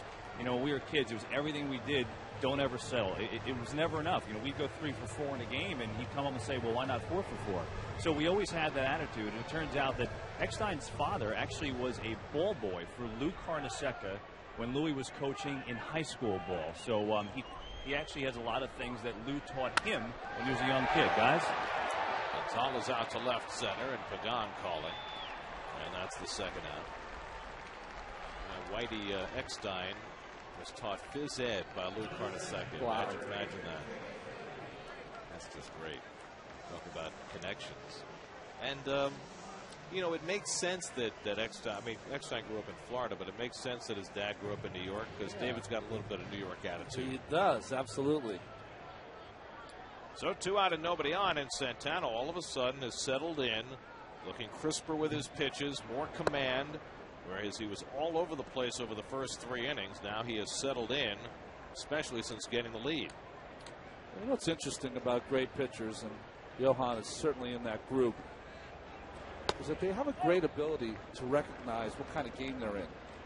And Santana, I think, has realized that he's in one of these games. If he's going to win it, it might be winning it 1-0. About to throw his 80th pitch of the day, and Headley pounds one foul. Well, since Santana joined the Mets, he has been that much better than everybody else. More than 100 percentage points better. Sharing is nice, but I try and keep the cotton candy off the baseball. To the Headley. I don't know about sharing cotton candy. Well, you would never. No. I know you. That's a lot of fingers. There's a lot of. And Keith doesn't even like cotton candy. He doesn't. That's what he says. Oh. I love cotton candy, especially the blue kind. Blue kind? Yeah. Cole toward the whole base hit for Headley. So Chase Headley has had himself a fine series. Now 6 for 11 in the 3 games. And the Padres have a 2-out base run. And here is Nick Hundley, who's been held in check today. Fouled out to third, flied out to right. He's come up with 2 men on in each of his first 2 at-bats. 15 for his last 32 since May 18th. And probably their most dangerous hitter. Had 3 hits in each of the first 2 games of this series. Most dangerous hitter from the right side. 4 hits now off Santana.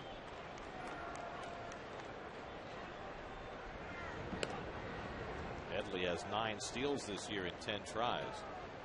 Took me by surprise. I didn't realize Headley had that kind of speed.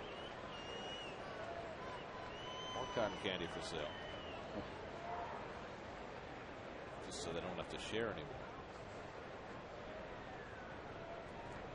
Good changeup to start him off. 0-1 to Hundley. The ball just never got there. You know, it's interesting to watch for me. This whole series is the attention to detail of trying to keep the runners close at first base. It's been a theme of this whole series. Both teams. Yeah, both teams.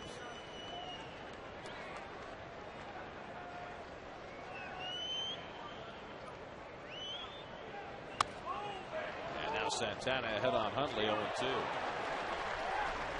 We're at a pitcher's ballpark. You've got 2 teams that struggle to get runners on base, but rank 1-2 in the National League in stolen bases.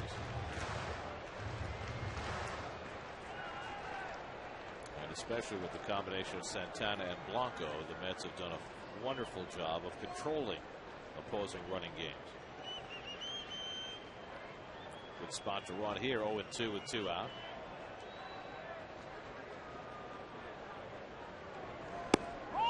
Just missed. 1-2.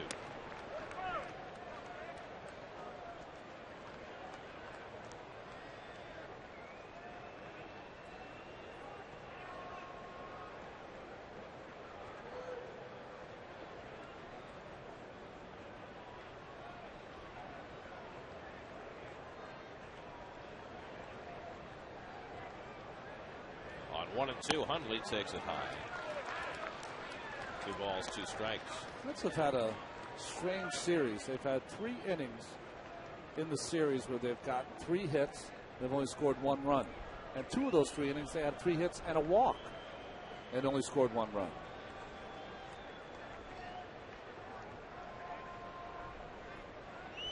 Making the least out of the most. Yes.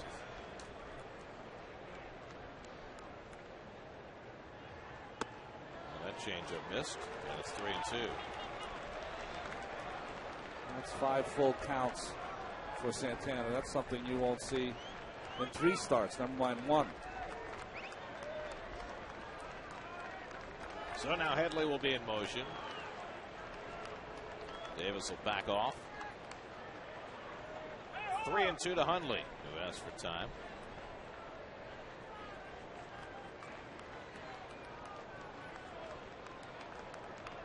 Hard-working afternoon for Santana. Walked 4 batters in the first 3 innings.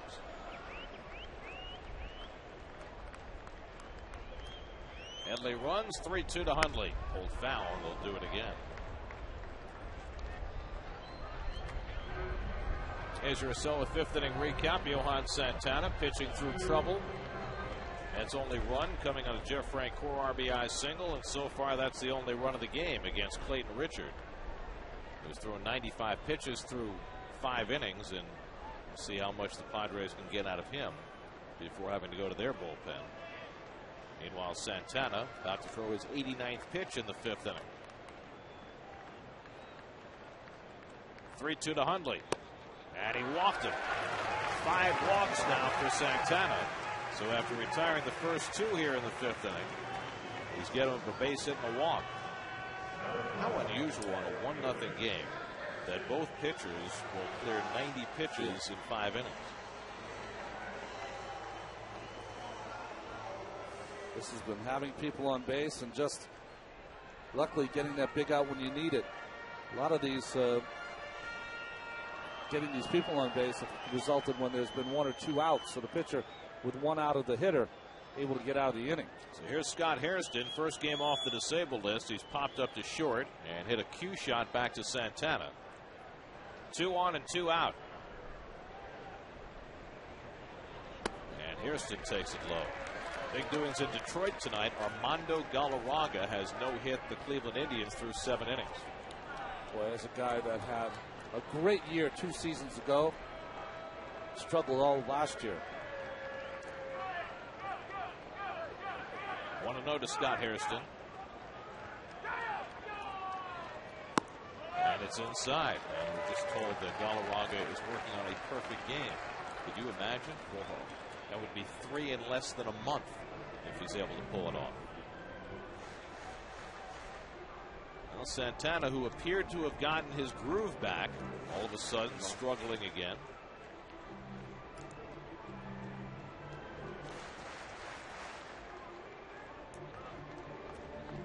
Pitcher for the Padres. With the music here, I thought he was doing the little dance here as he's waiting for his crew to get a big hit. A little unusual to see the pitcher standing between innings. Yeah, absolutely. Unless he's coming out of the game. Don't see anybody up in the San Diego bullpen, although they had action in the last inning. 2-0 to Scott Hairston. And he takes it high, ball 3.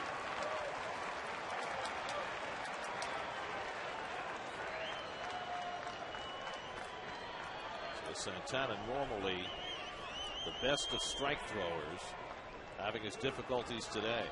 5 walks already, a season high.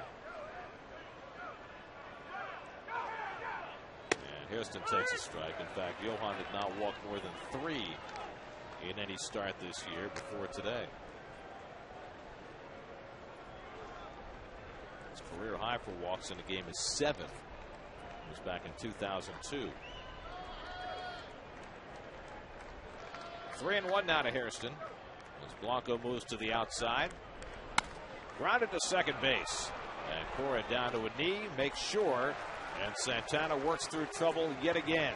5 in the books in San Diego, still 1-0.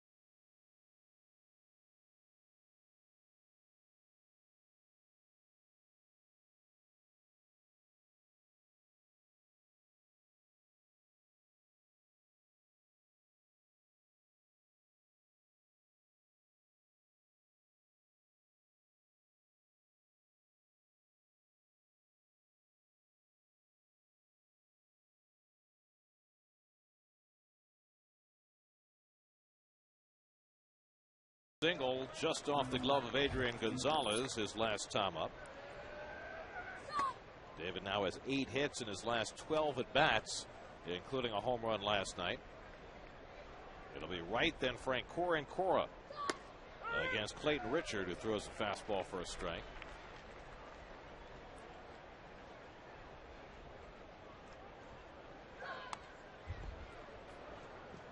Richard working so quickly, you wonder how Nick Hundley can get him a sign in time. That's right. He certainly slowed down with runners on. Now up to 100 pitches on the day. 2-2 to right. Gets it and right back on the rubber. Well, this is his first time going over 100 pitches since May 5th. And only his 3rd time this year. He had gone 7 innings in each of his last 4 starts, but thrown fewer than 100 pitches in each one. So this is a little different program for him. 3-2 to right. Swing and a miss. He struck him out. Strikeout number 4 for Clayton Richard. Time to check in with Jonas Schwartz for a New York State Smokers Quit Line game break.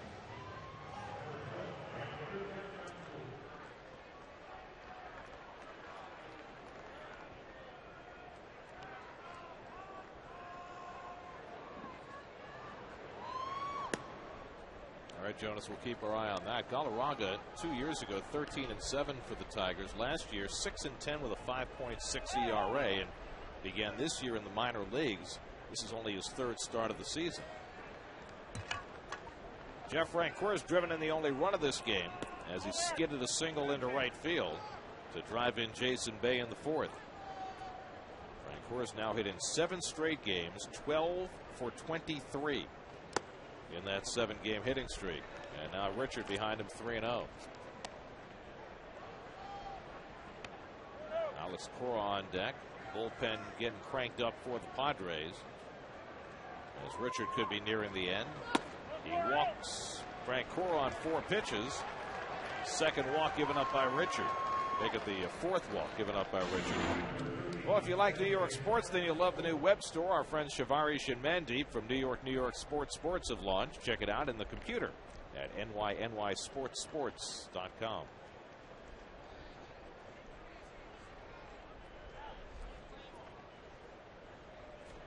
So here's Cora as Luke Gregerson is up in the San Diego bullpen. He's been lights out this year. Cora is 0 for 2.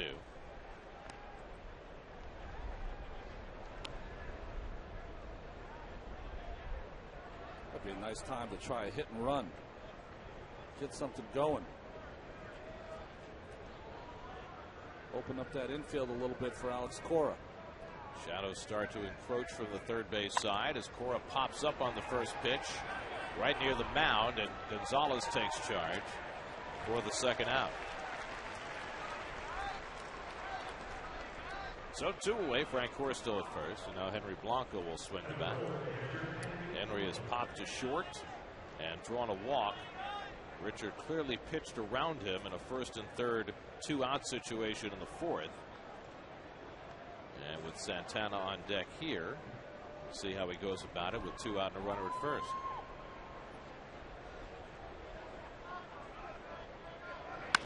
Pull toward the hole. Nice diving stop by Headley. Does he have time? He does. Gets Blanco to end the inning. Once Headley found the ball, he made a strong throw. And he gets Richard through the top of the 6th.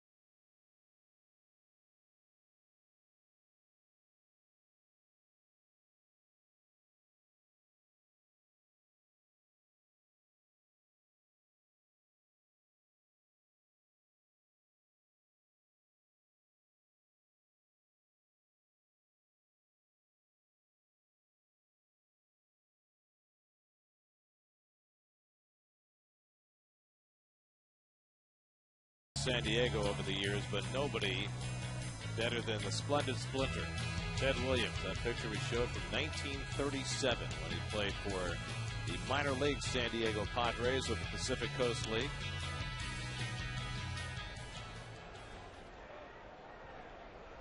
Maybe the greatest hitter the game has ever known. Oscar Salazar leads off the home 6th inning. He's walked and grounded out.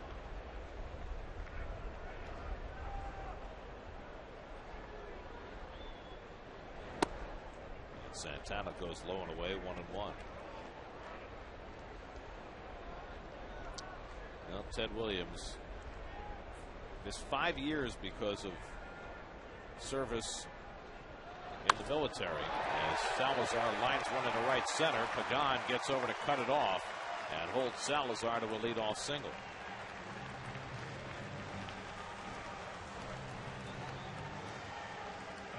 Last man did 400 in a season in 1941.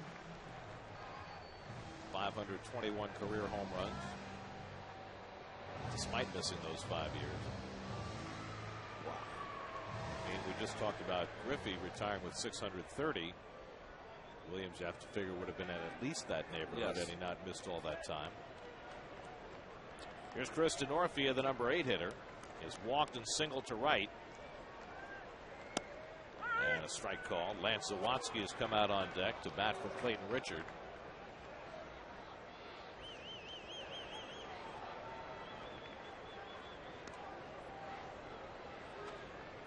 Armando Galarraga is now through 8 innings with a perfect game in Detroit against Cleveland.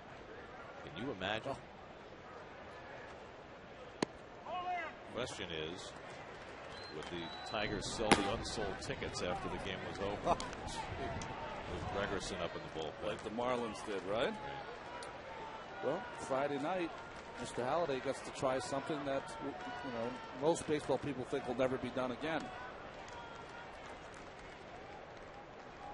Johnny Vandermeer threw back-to-back no-hitters. Nobody else ever has. It's the one record you can be sure will never be broken. Might be tied someday. Never broken.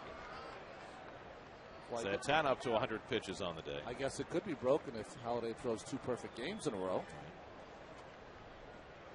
That's one better. Well, there have been 20 perfect games in history, 2 in the last month, and maybe a third one today. Here's the 1-2, and Denorfia takes the changeup down, 2-2. It has not come easily for Santana today. A season-high 5 walks. He's given up 5 hits, but he's managed to keep the Padres off the board. Both pitchers have struggled with their pitch count through 6 innings. Clayton Richard threw 109. That's his season high.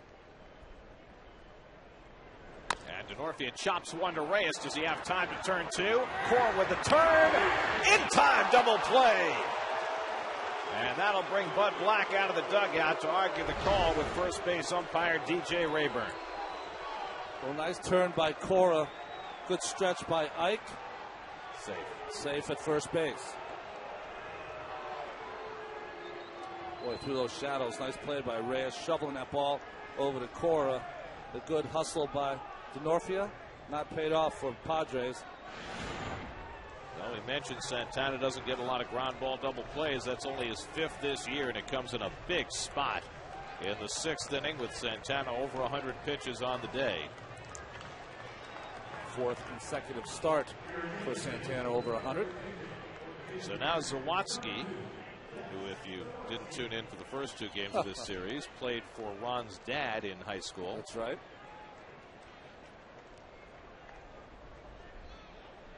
He did all his hits when he goes to Philadelphia. Zawatsky, a switch hitter, takes high for ball 1. Last night, robbed of a base hit on a fine barehanded play by David Wright. First game of the series, had himself an RBI single. And Santana gets even 1-1. Jerry Hairston Jr. on deck.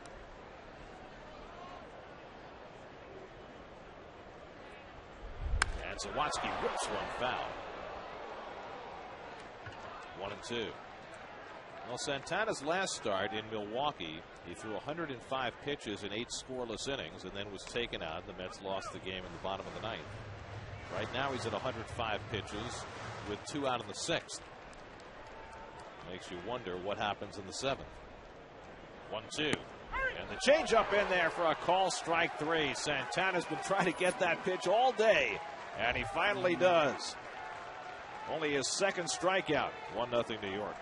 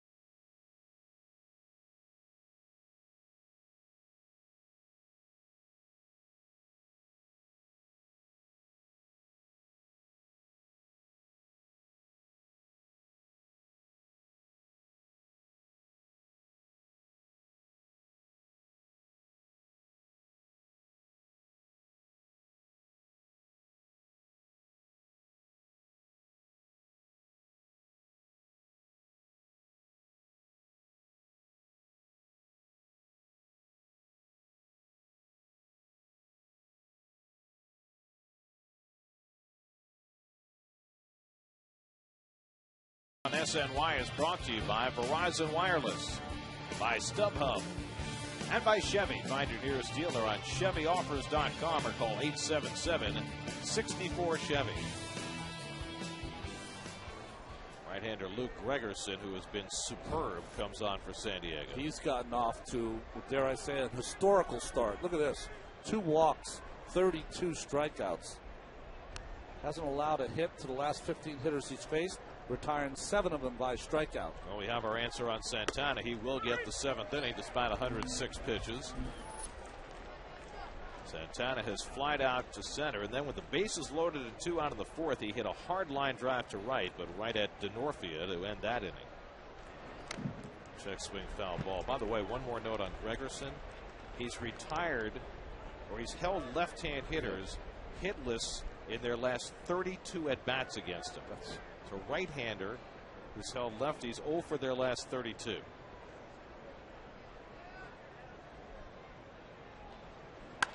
Pulled down to first, and Gonzalez with a nice sliding stop. 1 out.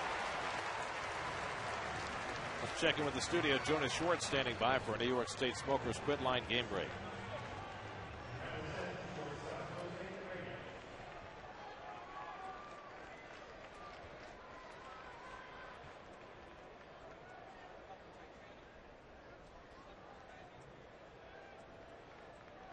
.75 pitches.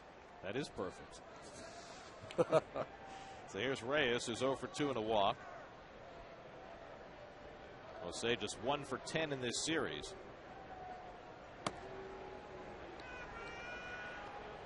Well, Clayton Richard allowed just 1 run and 4 hits over 6 innings. Walked 4, struck out 4, and yet is on the short end. This has been a rather strange game. It's a 1-0 game in which both starting pitchers have pretty much struggled at times. But Santana somehow has kept the Padres off the board. Reyes takes a slider for a strike. Padres scored 18 runs on Monday, held to 1 to 2 runs last night, and shut out so far today. There's a strike, 2-2. You can see what he features that makes him so tough against lefties. That good backdoor slider by Gregerson. Gregerson, 26 years old, Chicago native.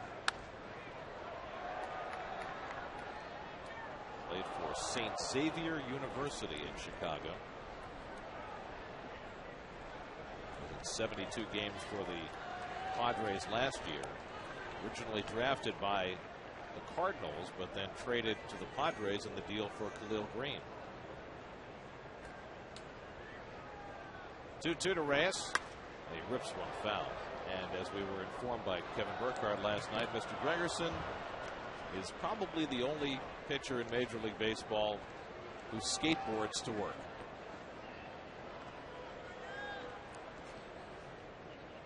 Brady Anderson for the Orioles, he used to inline skate to and fro from the ballpark, and even that year he hit 50.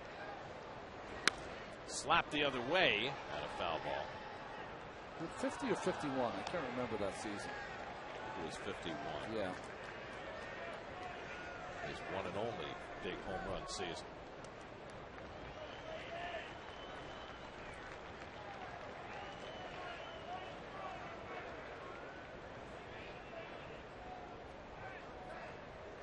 This will be the 8th pitch of the at-bat to Reyes. And he lifts one to right field. Denorfia right there. So that's 0 for the last 34 lefties against Gregerson. Angel Pagan will take a crack at it with 2 out. Of course, we'll bring you the answer to our AT&T trivia question for today. We asked who's the only player to be drafted by 4 professional leagues, and that would be Mr. Dave Winfield. That's right. He did not get drafted by the NHL, but there were, 2 different basketball leagues at the time. So he probably would have been good on skates. He would have been awfully tall on skates, I'll tell you that. Now, he never played football, did he? No. And yet still got drafted. They thought he'd be a great tight end. chance. Bob Hayes didn't play a lot of football either. That's right. He did all right. Ronaldo Nehemiah.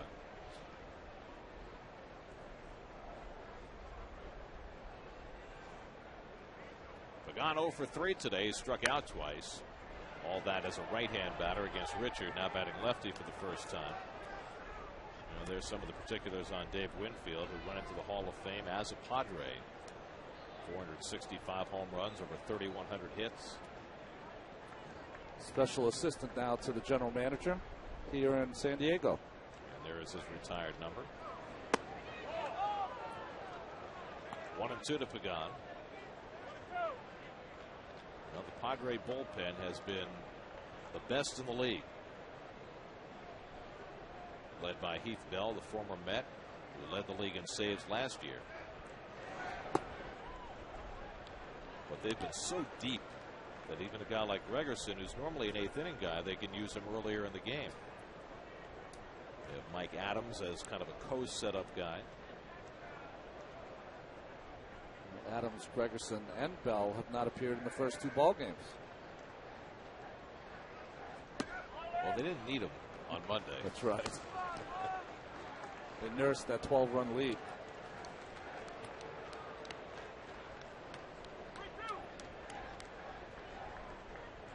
Pagan hitting second in the order for the first time this season.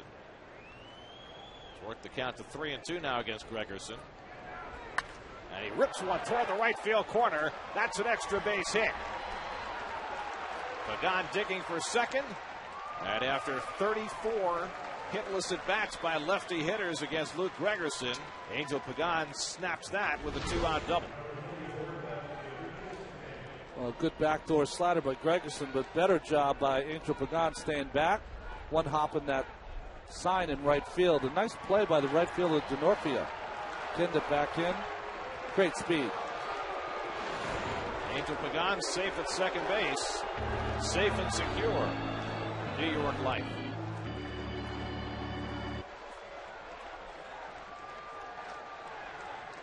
Now Angel Pagan at second with 2 out. And Jason Bay will try and get him in. Bay is 2 for 2 in a walk today and has scored the game's only run. He lays off the slider from Gregerson, 1-0.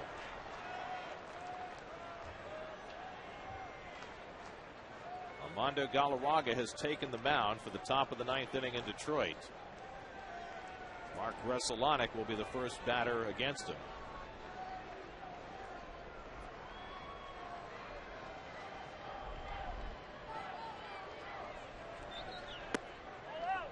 Veselanic just deep drive to left center field.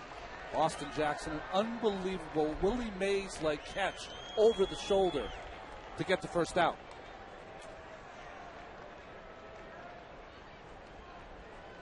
Which leaves Galarraga 2 outs away from a potential perfect game. It's going to be routine. Bay lifts one to left. Starting back, Salazar now has to come on to make the reaching catch. Salazar got a little tied up that time, but he retires Bay. 7th inning stretch. Santana back to the mound, leading 1-0.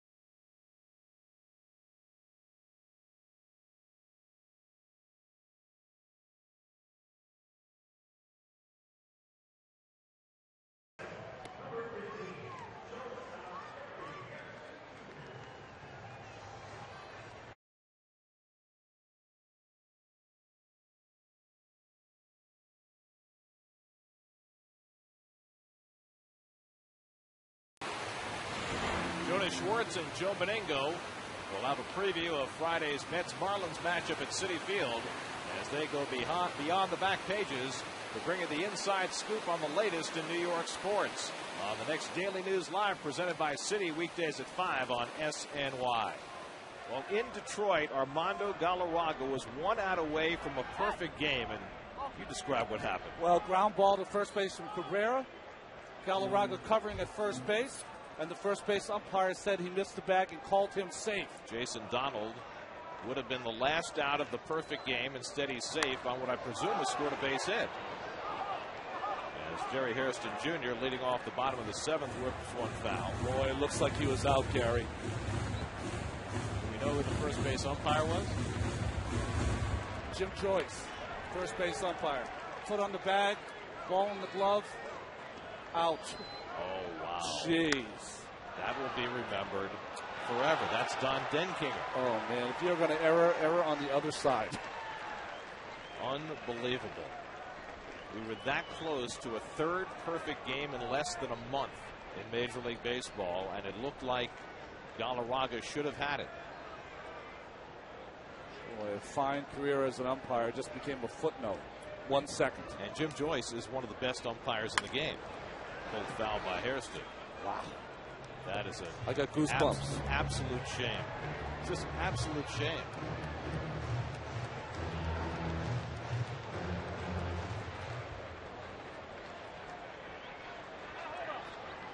Only time I've ever seen that. Bobby Witt in Oakland had a no-hitter. Perfect game. So the same thing. And they called the runner safe at first base. Same, similar kind of play. And he was out too. Meanwhile, Johan Santana about to throw his 110th pitch of the night. Mike Adams up in the San Diego bullpen. That bullpen is busy as well, with Feliciano and DeSenz throwing. Center field, and Pagan standing his ground to make the play. 1 out. Well, let's check in with Jonas Schwartz. He's got a New York State Smokers Quit Line game break.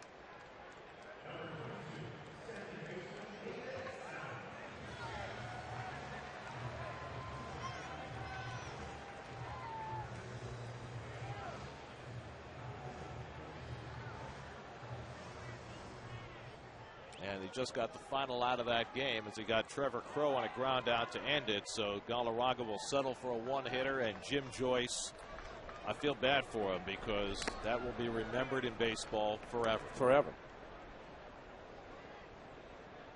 The unperfect game for Mr. Galarraga. Or maybe the unperfect game for Mr. Joyce. David Eckstein is 0 for 3, and he takes it in the dirt 1-1. Did you see, because I didn't see the call, did he signal that he was off the bag? No, or did he just call him safe? Called him flat out safe.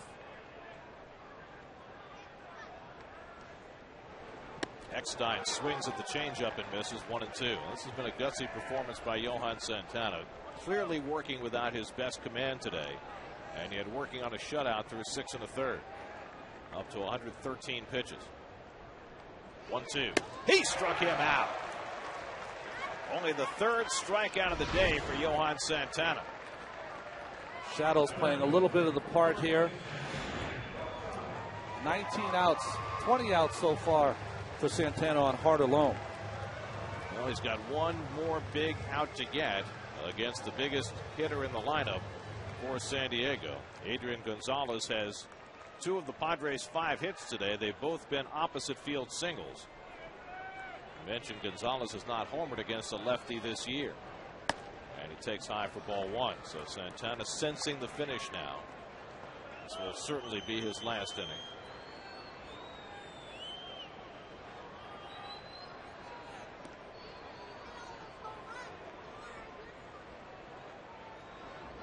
And Gonzalez takes a strike, 1-1.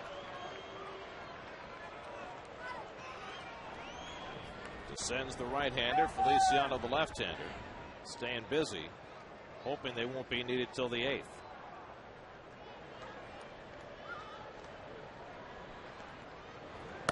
Fastball strike, 1-2.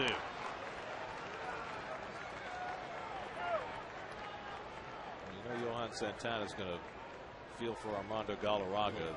his Venezuelan countryman who was so close. 1-2. Bounce foul.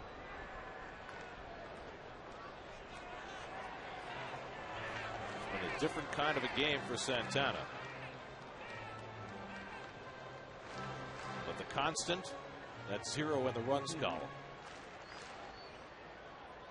7 of his first 11 starts this year, Santana's allowed 1 run or less. He's been that good, except for that one ugly day in Philadelphia. 1-2. Just missed. 2-2 to Gonzalez.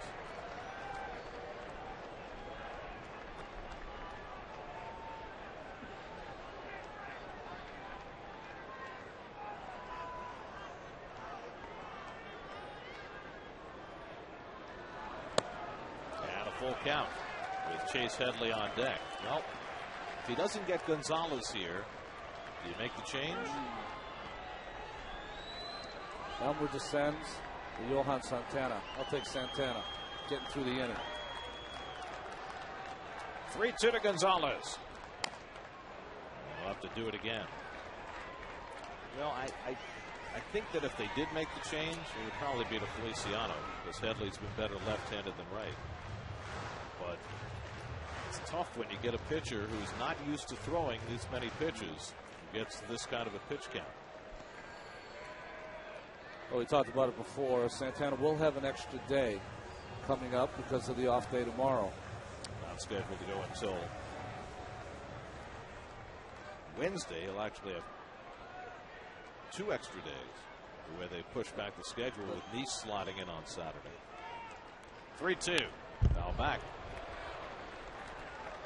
And the Mets did confirm today that Jonathan Nice will pitch Saturday against Florida. So you got Dickey Friday, Nice Saturday, Takahashi Sunday, Pelfrey Tuesday, and Santana a full week goes on Wednesday against the Padres. Again, the 3-2. And a drive in the air to deep right center. That goes Francoeur. He has room. Side retired. Gonzalez making a bid in this big ballpark. Big enough for Santana to work his way through 7 scoreless.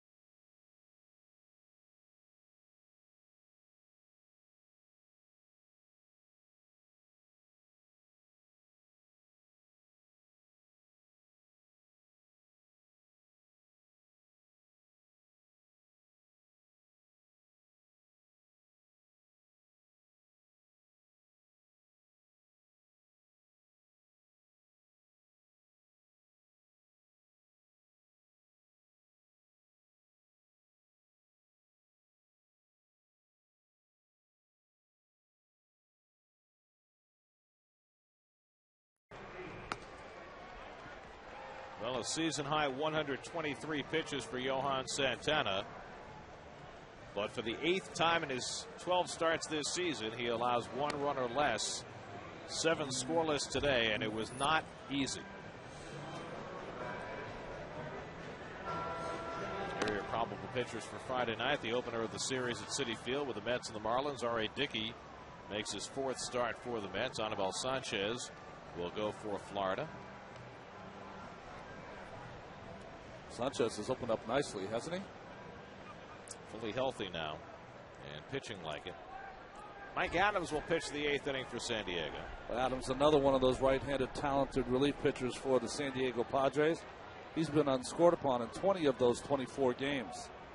Started his career with the Milwaukee Brewers. Missed much of last season recovering from shoulder surgery, but when he did pitch last year, he was untouchable. He pitched in 37 games last year, 37 innings, 14 hits, 8 walks, 45 strikeouts. Unbelievable. He's got an unbelievable late-breaking slider that you just saw there on the first pitch to Ike. Davis today 0 for 3, and he strokes one foul. 0-2. Clayton Richard went the first 6 for San Diego, allowed a run on 4 hits. Luke Gregerson gave up a double to Angel Pagan on the 7th, but kept the Mets off the board. The only run in this game came in the 4th on Jeff Francoeur's RBI single.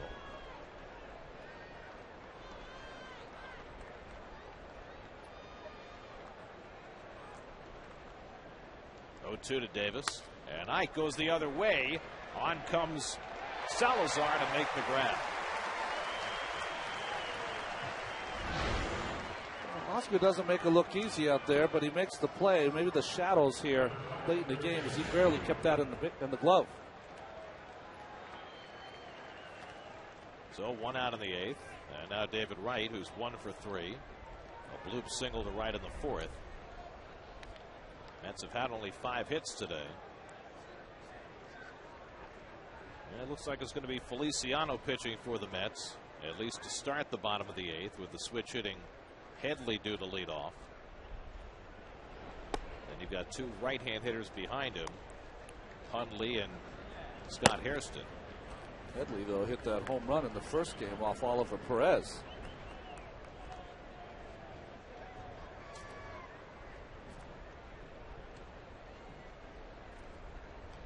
From Adams.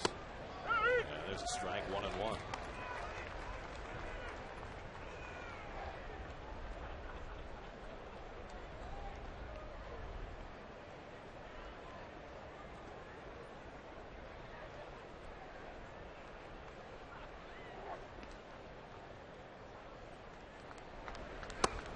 Through the fastball by Wright, 1-2.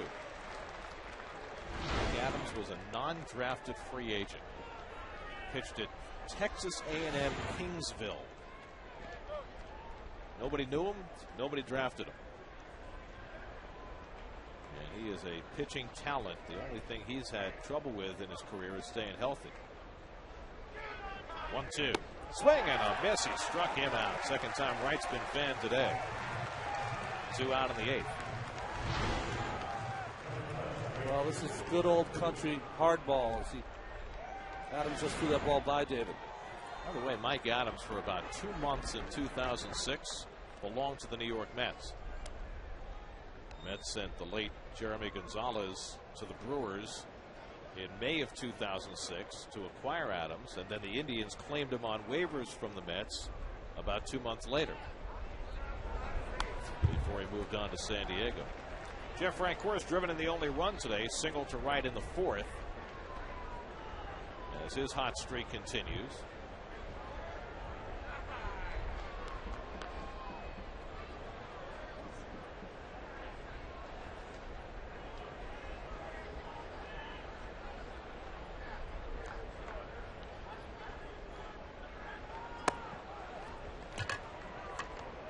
Francoeur now 12 for his last 23 over this 7-game hitting streak.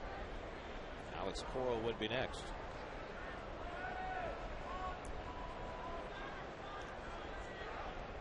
Late afternoon shadows encroaching, covering the left side of the field.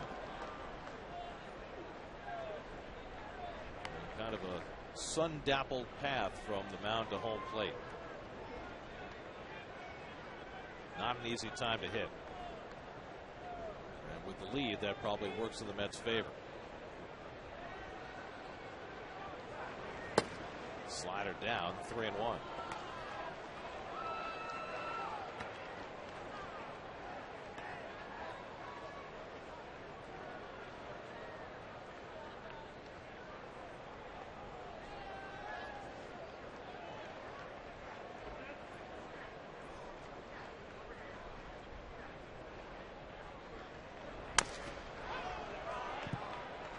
broke his bat.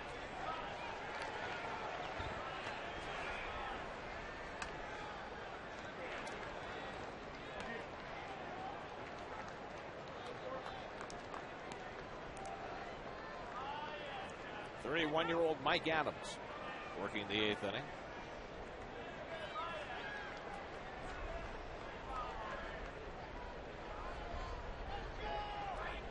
Three-two to Frank Cora. And a high pop-up, shallow center.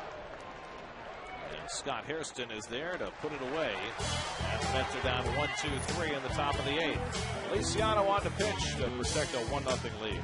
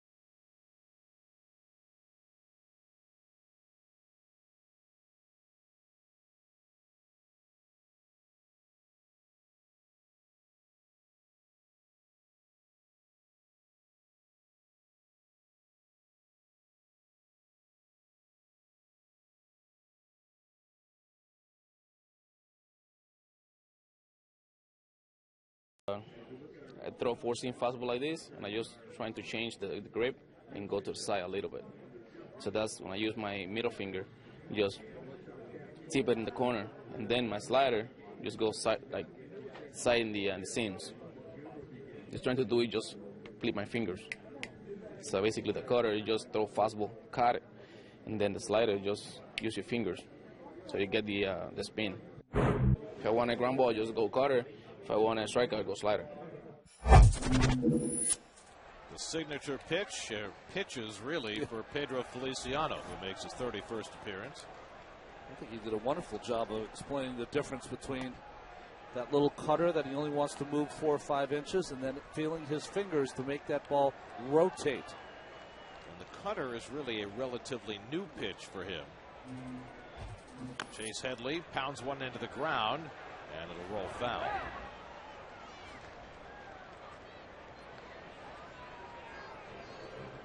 Headley 1 for 2 and a walk today against Johan Santana, who threw 123 pitches over 7 scoreless innings. Gave up 5 hits, walked 5. That was quite a performance, because obviously he did not have his good stuff walking 5. But sometimes just going out there and refusing to be scored upon can have those kind of outings. So Frankie Rodriguez up in the 8th inning. He already has a couple of 5-out saves this year, and perhaps will be called upon again to try and get for the Mets something they haven't had since July of last year, and that is back-to-back road victories. 1-1 to Headley, and he takes the fastball for a strike. 1-2. It'll be Headley, then Nick Hundley and Scott Hairston, 2 right-hand batters behind Headley, the switch hitter. So this could be a 1-batter outing for Feliciano. And Headley lines one over the glove of Reyes, base hit. And so the Padres have the tying run aboard, leading off in the 8th. Well, he really got kind of his feet mixed up there for Reyes, shuffling over to get that baseball. By the time he started to jump, it beat him to the spot. So let's see how the Padres choose to play this. You've got a red-hot hitter at the plate in Nick Hundley, although he's 0 for 2 and a walk today. Jerry Manuel's got 2 right-handers down in the bullpen. He's got his closer, Frankie Rodriguez. Would he call on him for 6 outs? But he's got Descends as well. To me, if he's going to call on Frankie Rodriguez, he should have started the inning. And then there'd be no reason for Descends to be up. So it's going to be Descends to come on, as Jerry points to the pitcher on the right. So Elmer Descends, who gave the Mets a good 8th inning the other day in Milwaukee, will try and do the same here as the Mets try and hang on to a 1-0 lead. Called to the bullpen, brought to you by Verizon.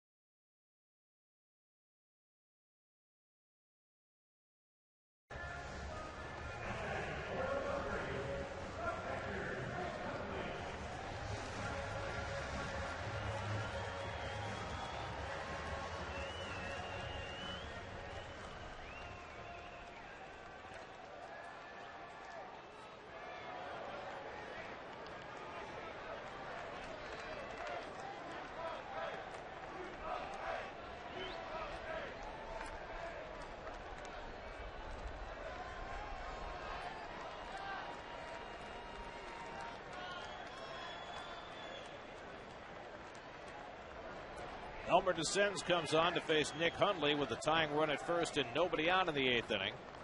And Hundley showing bunt as Descends through to first base, so there was a giveaway. Well, this is the second time on this trip that Descends has had to come in and kind of bail out Feliciano. In Milwaukee, Feliciano walked the first hitter he faced here with a hit to Headley to start this 8th. So let's see. Hundley was running his hand up the bat handle as Descends through to first base a moment ago. And he's doing it again. So even with his hottest hitter at the plate, Bud Black, playing for 1 run here in the 8th inning. But this is the way the Padres play, and the way they've played all year. They have won 12 games this year in which they've scored 3 runs or less. You know, they're having a hard time grouping hits together. I would personally let Hundley swing the bat. He is your hottest hitter right now since May 18. Swinging the bat well. Might be different if you're facing, you know, an 8th inning guy that threw 100 miles an hour. This is Elmer Descends, who has to do it with guile. Headley with 9 steals on the year, so Descends keeping an eye on him.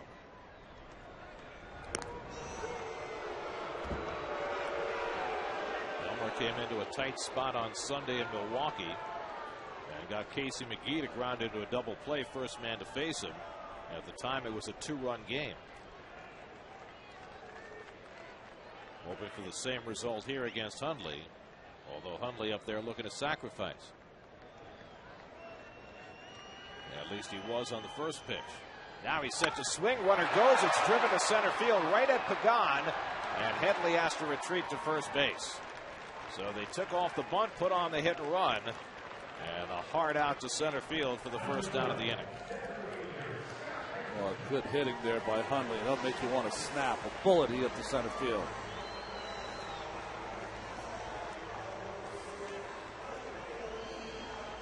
So 1 out and 1 on. Now Scott Hairston, first game back from the disabled list, and Hairston's gone 0 for 3 and has not had the ball out of the infield.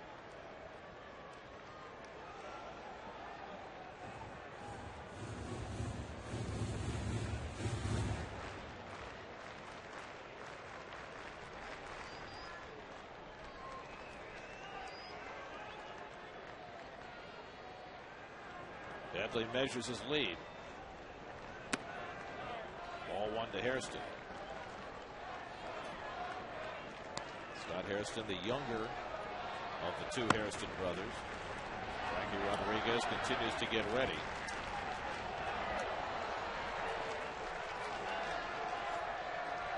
So the question is, at what point do you go to Frankie in the 8th inning if you're going to go to him?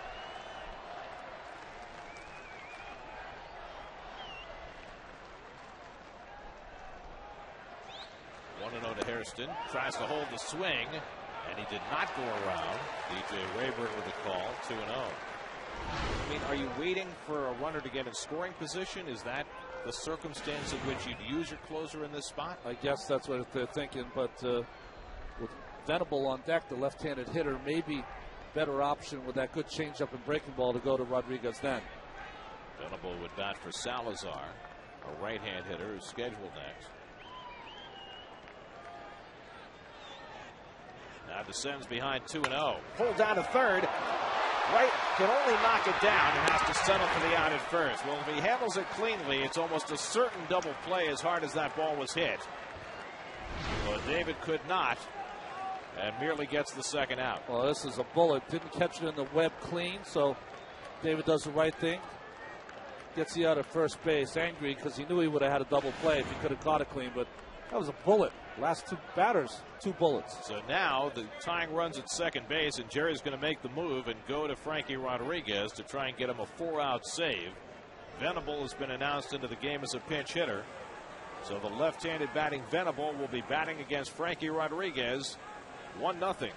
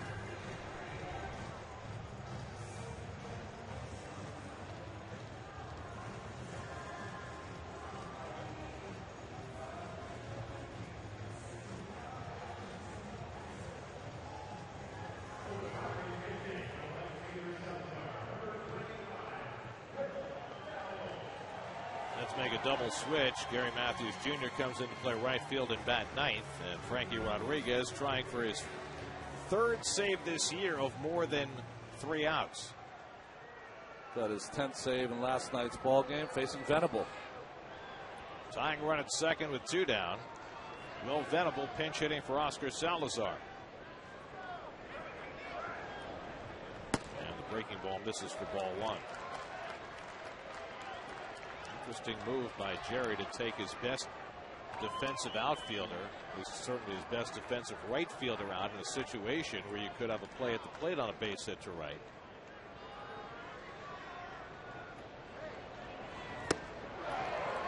One to Venable.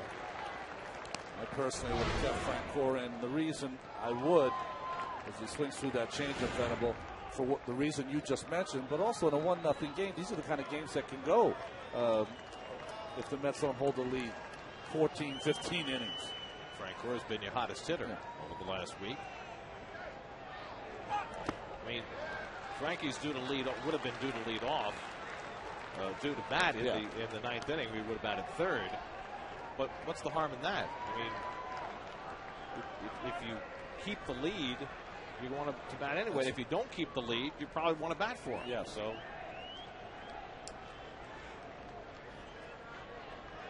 2-1 now to Venable. Matt Stairs on deck to pinch hit if Venable keeps the inning going. Fouled away, and now it's 2-2. Venable started in right field last night, went 0 for 4. There's Stairs, who was never used last night, despite the fact that the Padres had the table set against K-Rod in the ninth, with the tying runs on base. Heath Bell up in the Padre bullpen, hoping for a save chance. 2-2 from K-Rod. Too high, and a full count to Venable. The Padres today are 0 for 8 with runners in scoring position. They left 9 runners on base in the first 5 innings against Santana.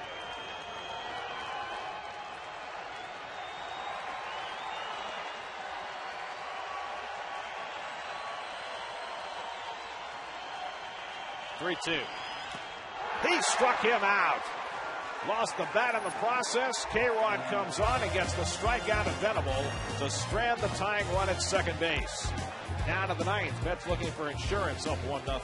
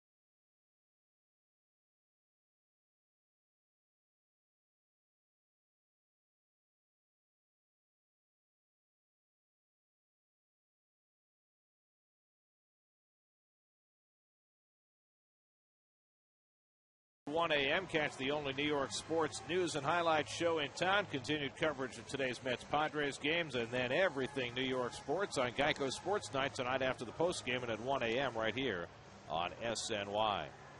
Kristen Orphea moves from right field to left field. Will Venable, who pinch hits, stays in right, and the former Met Heath Bell will come on in a non-save situation. Well, in his first full season last year as the closer, 42 saves for Heath Bell. Alex Cora leads off in the ninth inning for New York. The Mets 1 run and 5 hits. The Padres no runs and 6 hits. There are the numbers on Heath, who led the league in saves last year and has dominated the Mets since they let him go. It'll be Cora, then Blanco and Matthews for the Mets in the top of the ninth. These two teams have combined to leave 18 runners on base in a 1-0 game. 1-2 to Cora.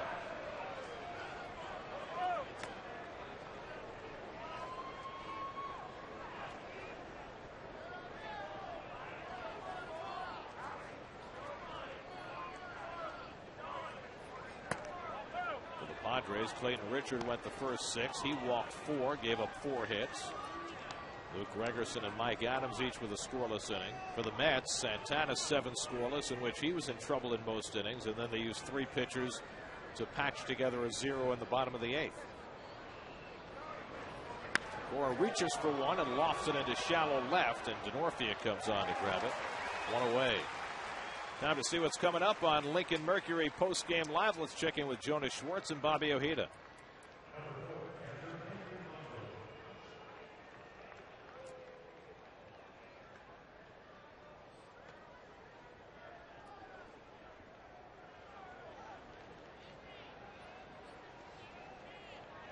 All right, guys, we'll see you after the game. Here's Henry Blanco with 1 out in the top of the 9th.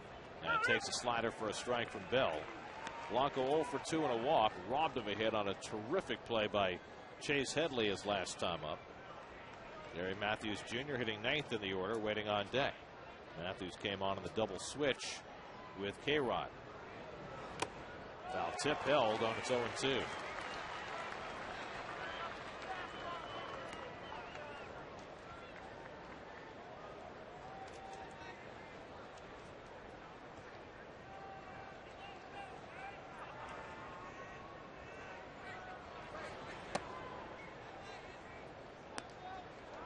Bell spent parts of 3 years with the Mets, getting frequent flyer miles between New York and Norfolk. He counted 11 times one year he was called up and down. Not sure if that's accurate, but it's a measure of how he felt about his tenure with the Mets. And he still harbors some hard feelings about the way he was treated. He's found a home here since the beginning of the 2007 season. Leads all relievers in wins, innings pitched. He was a tremendous setup man for Trevor Hoffman his first 2 years in San Diego, and then inherited the closer's role last year when Trevor moved to Milwaukee, and he saved 42 games.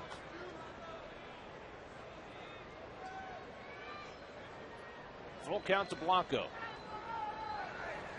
And it's in there for a call, strike 3. Well, Blanco down looking 2 away. Well, he loves to break out that 3-2 slider. Could have been up in the strike zone, but called a strike against Henry. So 2 out and nobody on. Now Matthews hitting at 193. Appeared as a pinch hitter in the game on Monday night and had a double.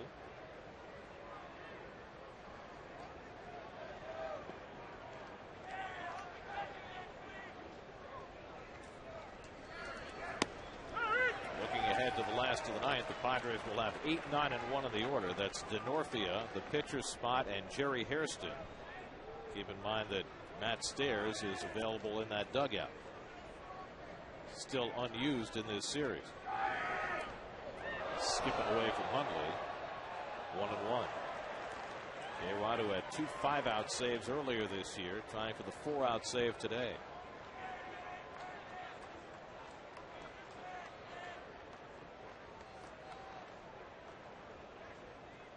Keith Bell now 32 years old. Dangles that right arm like Rod Beck used to back in his heyday closing games with the Giants and the Cubs.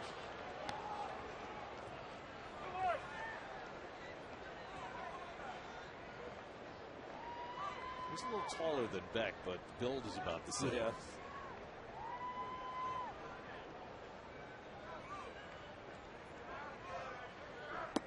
Matthews takes a slider low and in, and it's 3-1. And if Gary can get aboard, then Jose Reyes will get a turn at bat.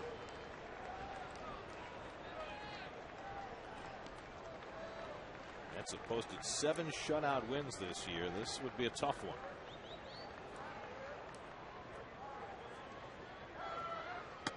There's a strike.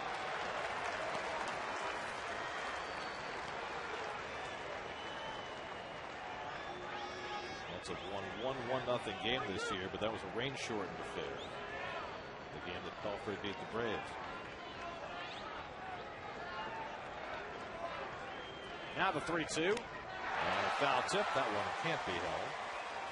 And so Matthews is alive. Friday night, R.A. Dickey gets the hill.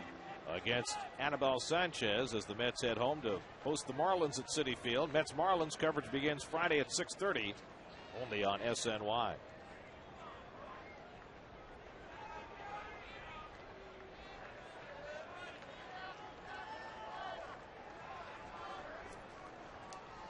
Here's R.A. 2 tremendous starts in 3 outings. Swing and miss. Matthews down.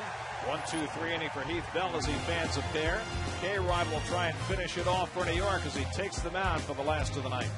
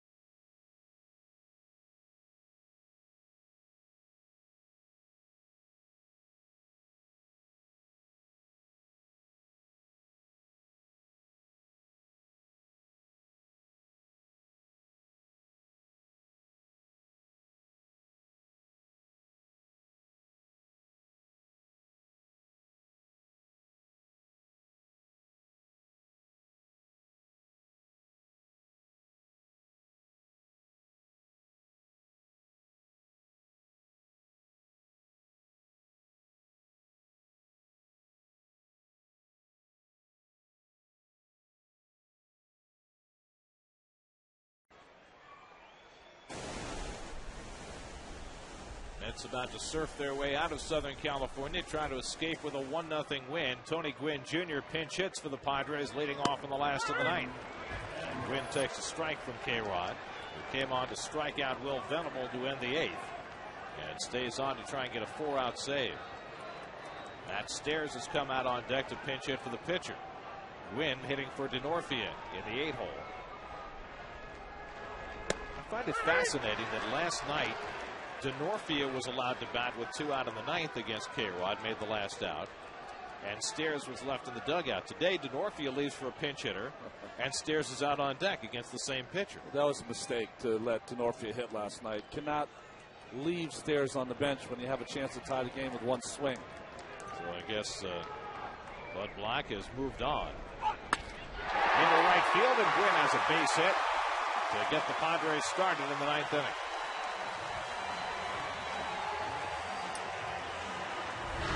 Well, 0-2 change up here from Frankie. Leaves it up in the strike zone. Nice hitting by the young Gwynn.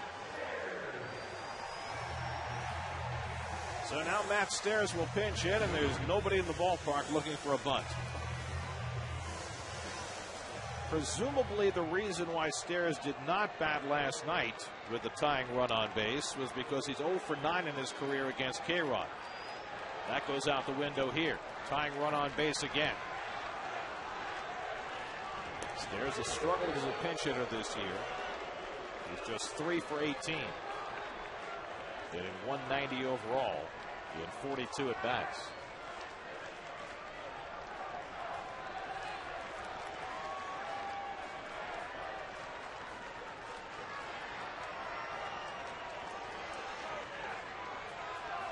.42-year-old Matt Stairs. Gwynn runs. Blanco's throw, and he's safe at second base. Tony Gwynn Jr. running on the first pitch, his 9th stolen base. Boy, he got a huge jump, and what a job by Blanco. Almost got him here, made it as close as you could, but Gwynn safely in on the tag. Look at 5 steps before the ball was released. Only the second stolen base with Blanco behind the plate this year, but he had no chance. So now the Padres are a base hit away from tying the game. 0-1 to Stairs.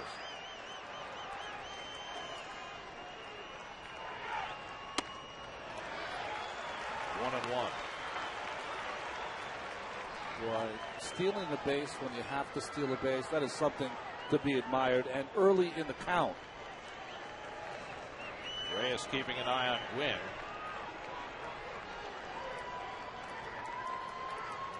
One and one to Stairs.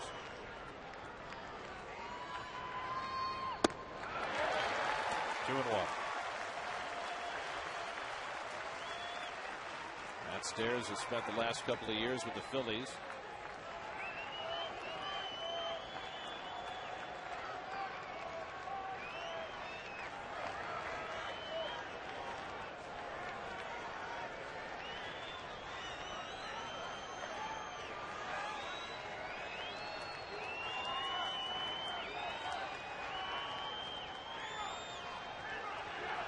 On 2-1, Stairs takes it low. Ball 3. Well, if Stairs walks, then you have to figure they'd use Hairston to bunt, and then they'd have Eckstein and Gonzalez to try and get the run in.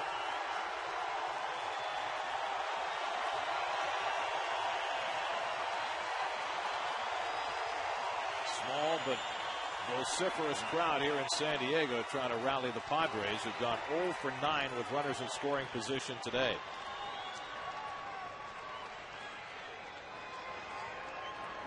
It's 15,880 on hand. Tying run at second and nobody out. 3-1 to Matt Stairs. Big cut. Of course, he always takes a big cut. 3-2. Change up. Nice pitch by K-Rod.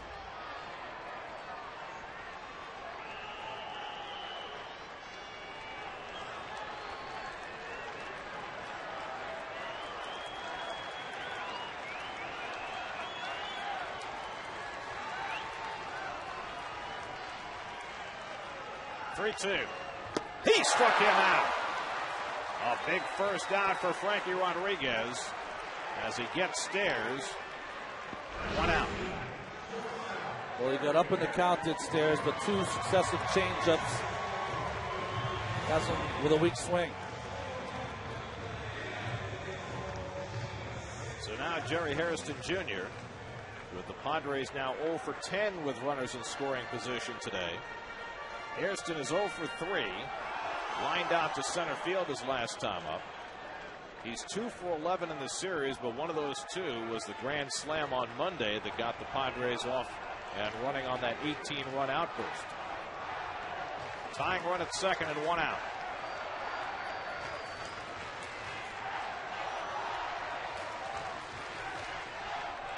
And Hairston takes ball 1.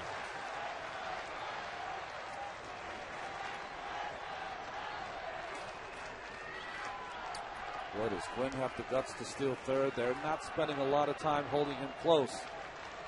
Alex Cora, a little courtesy, keeping him close and then back to his position. K-Rod struck out Jerry Hairston last night in the 9th inning.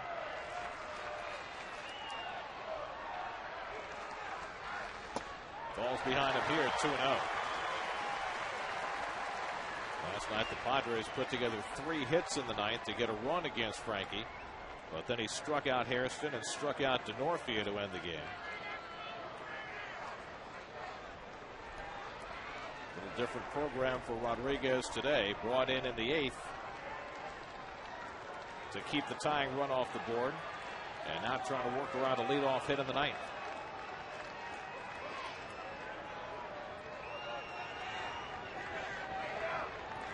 On 2-0, Hairston takes the breaking ball for a strike.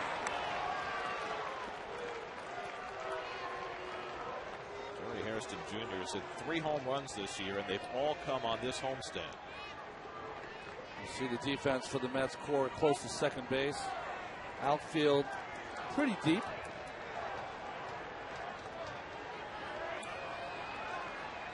And an in-between situation. You want a shot at cutting off the tying run, but you don't want to allow the winning run to get to second base.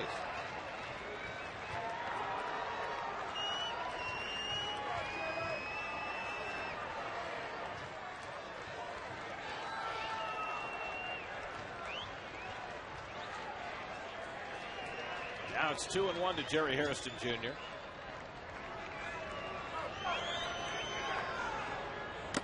Foul tip, 2-2. Nice cutter from Rodriguez. Watch this ball start and work its way away from Hairston. Now, when Frankie got in trouble last night, he went to the hard stuff to get him through the ninth inning against Hairston and DeNorfia.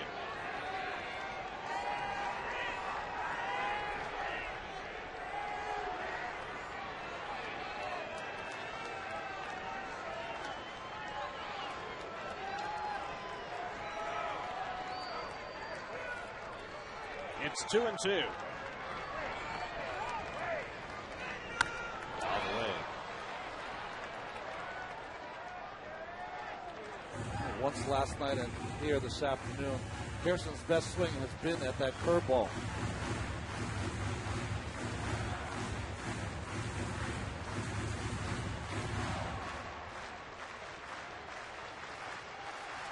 Frankie changed the glasses again today.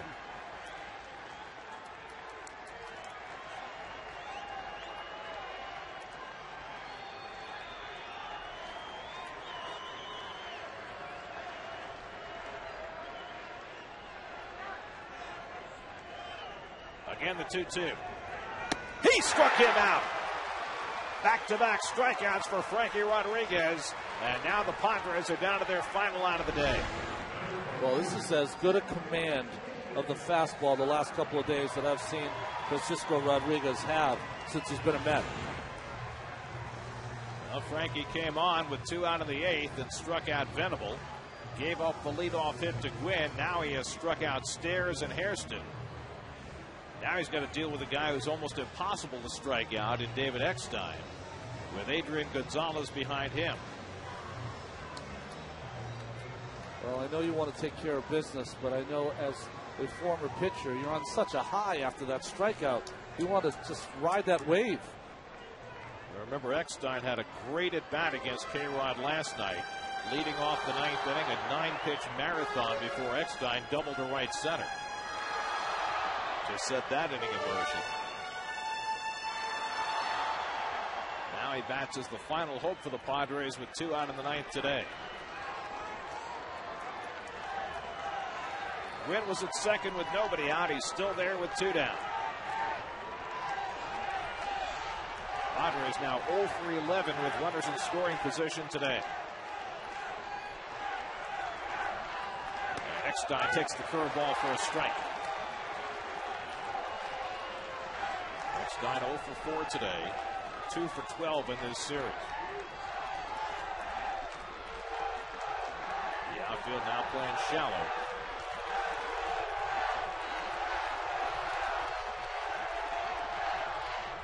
Swing and a miss. And now the Padres are down to their final strike.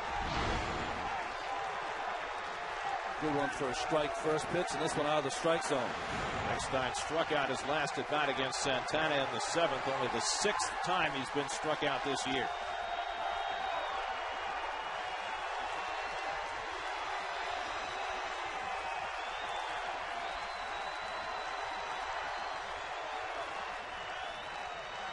Oh-2. Up the middle. Base hit. Gwynn comes home with the tying run. David Eckstein on an 0-2 pitch.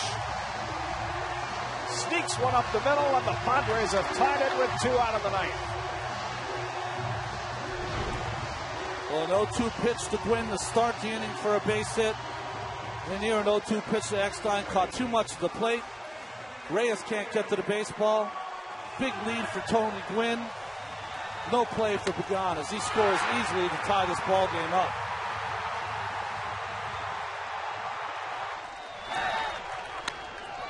Caught too much of the plate. Follow through takes him out of play defensively.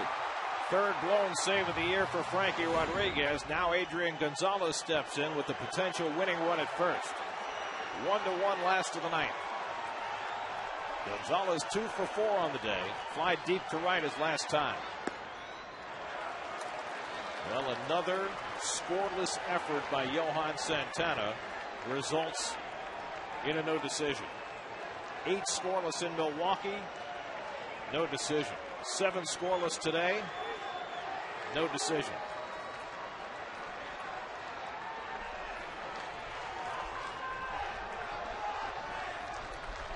Gonzalez goes the other way, base hit. Eckstein around second, digging for third.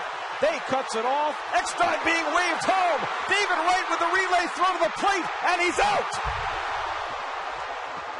Glenn Hoffman taking a chance and waving Eckstein home, but David Wright was there to cut it off and fire home to send this game to extra innings.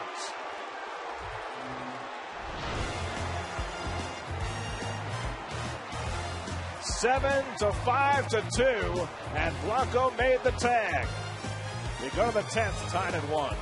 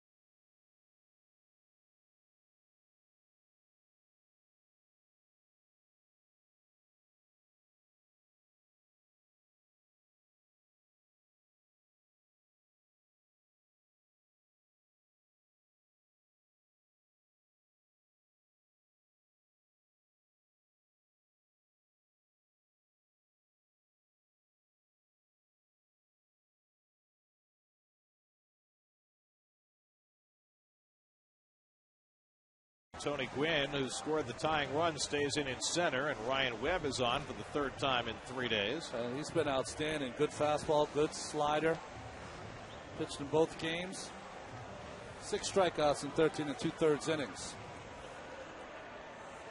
Here's your Home Depot doing more on defense as Jason Bay cuts this ball off. Not a lot of panic, and that was good in Bay. Hits the cutoff man right, and with a strike home, you see that Eckstein jumps in and tries to sneak that left foot in there, but beautiful play by Blanco to block him off the plate. Top of the order, Jose Reyes leads off in the 10th inning. Well, I thought it was a good gamble by Glenn Hoffman. The way these Padres play, they have to take every chance. You know, they were taking a chance that, you know, David's throw, if David's throw is a little up the line or a little towards first base, Eckstein gets in. Had to be perfect, and David was. Jason to David were.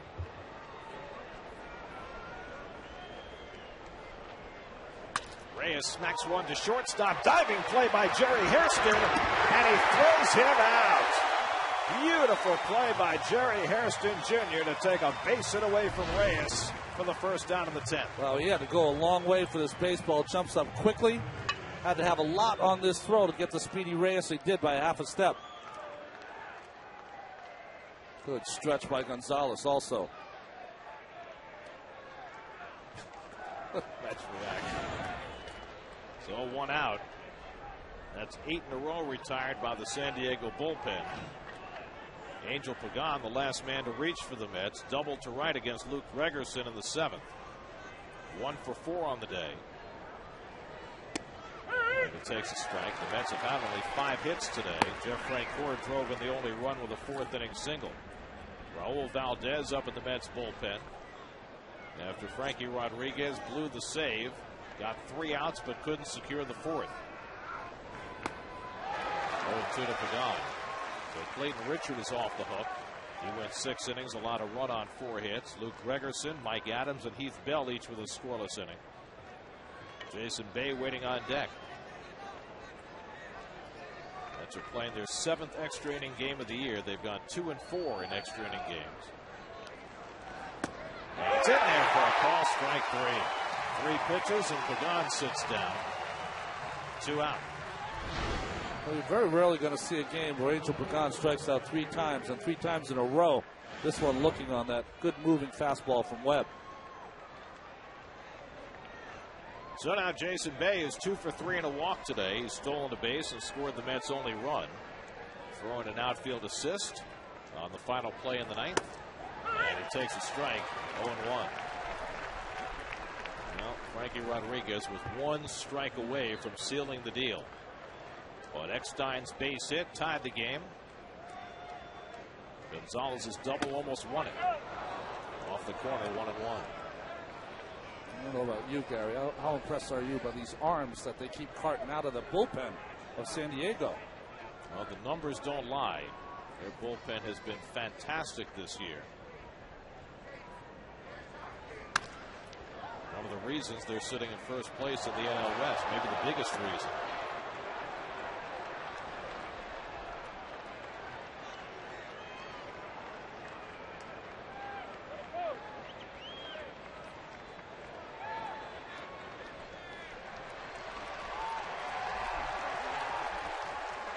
One and 2 to Jason Bay, and he reaches for 1 and stays alive.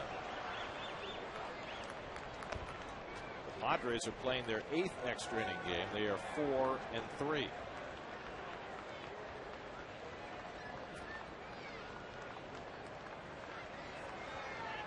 Eckstein coming through in a huge spot to get the Padres even. 1-2, up and away.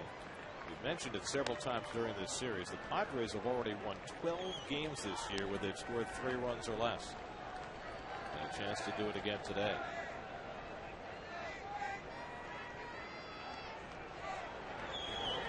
He cracks one in the left center for a base hit. Moving over to try and cut it off is Hairston. Trying for 2 is Bay, and he slides in safely with a 2-out double. Jason Bay with his 3rd hit of the day. His 13th double of the year. Well, nice hitting this fastball up in the strike zone. Tattooed to left center field. And great play by Bay. He was going all the way. And Hairston, I don't know if he's shoulders, but not a very strong throw from Hairston into second base. Jason Bay safe at second base. Safe and secure. New York life.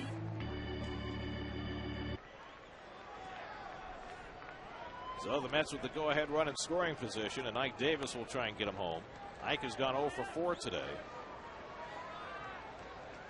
after hitting a 2-run homer last night.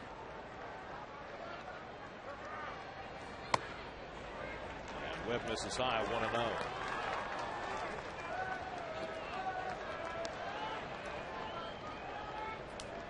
There's a defense for the Padres. Infield deep, outfield deep.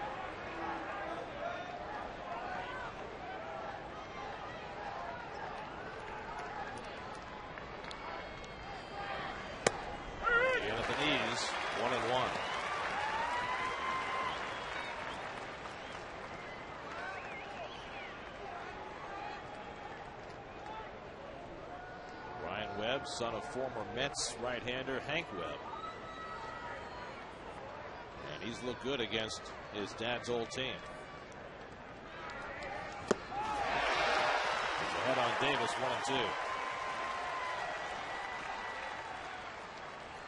Nick Hundley gets around beyond the plate, doesn't he? Very athletic. Reminds me a little bit of Miguel Olivo, Carlos Ruiz and the way he's able to block that pitch. Caught that one.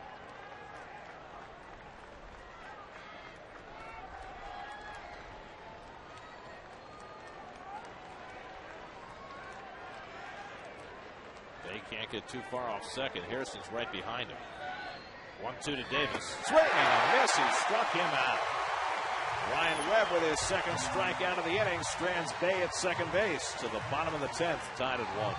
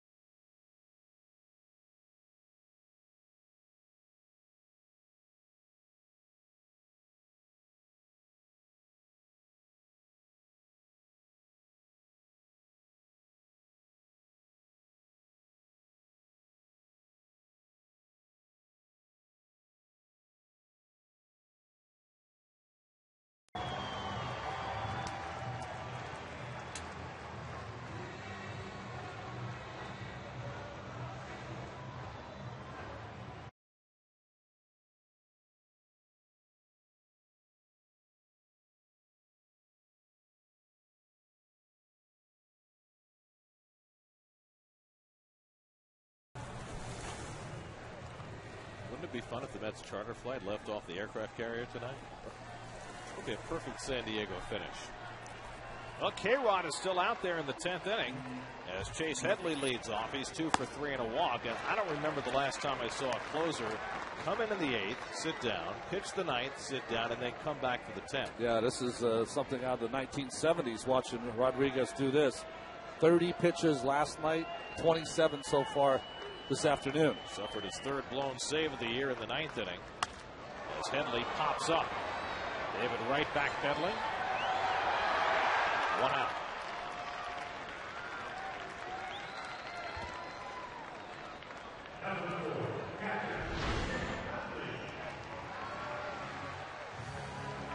He knocked himself over backwards.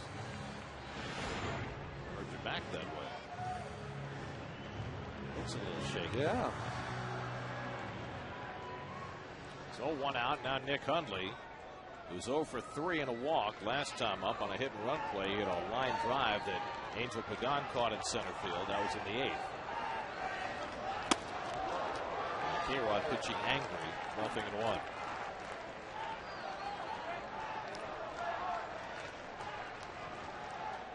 Well, really, in that situation, next time's probably the last person you want to face with a runner on, because you know he's going to put it in play somehow, some way, and he did. Well, he had bounced the previous pitch to Eckstein to get the 2nd strike. Might have wanted to bounce the one that went for the base hit. K-Rod gave up 3 hits and a run in the 9th inning last night, held on for the save. 3 hits and a run in the 9th inning. Today was not good enough. Now trying to stick around and give the Mets a chance to win it. Trying to send it to the 11th. Scott Hairston on deck. The Padres have 9 hits. The Mets have 6. Padres, until Eckstein's hit, had been 0 for 11 with runners in scoring position. Took them till 2 out and 2 strikes in the 9th. Curveball in for a strike. 2-2 to Hundley.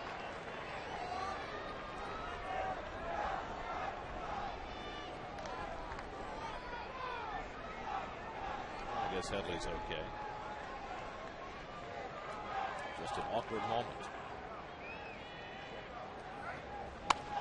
He slashes one into the seats.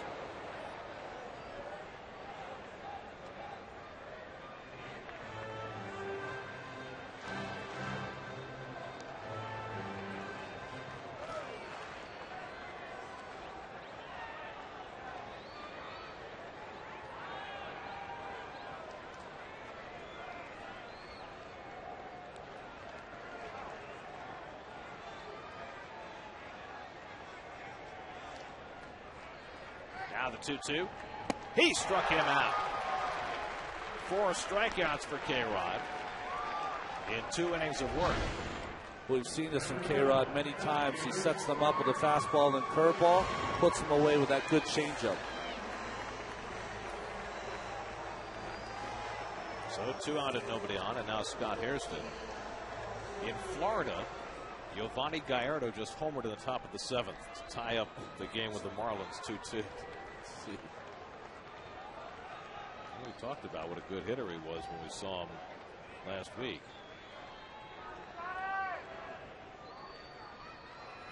Scott Hairston 0 for 4 in his first game back from the DL, and he takes the breaking ball away. 1-0.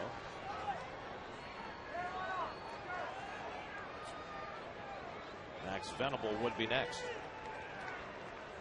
Padres have used just about their entire bench coming back in this game. They have just their backup catcher, Dusty Ryan. Tapper foul.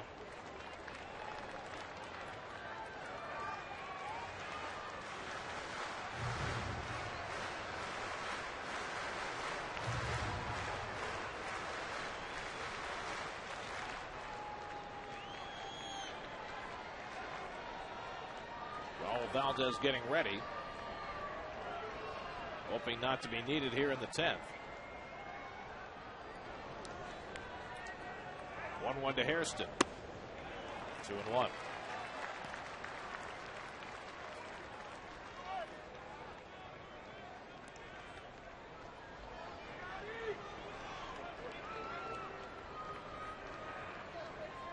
K-Rod trying to make it through 2 1/3. A very long outing. The corner, and it's 3-1. You got Venable, the left-hand hitter, next. So this is probably K-Rod's final batter. They probably bring Valdez in to face Venable, with Frankie about to throw his 39th pitch.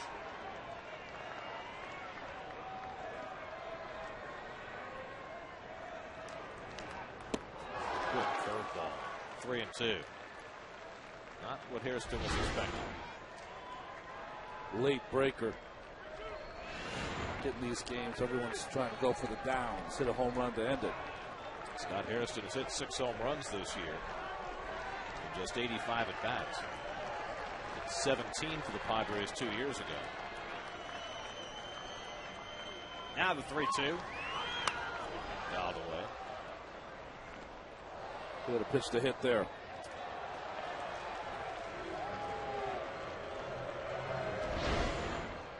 Ball stays on the inside part of the plate.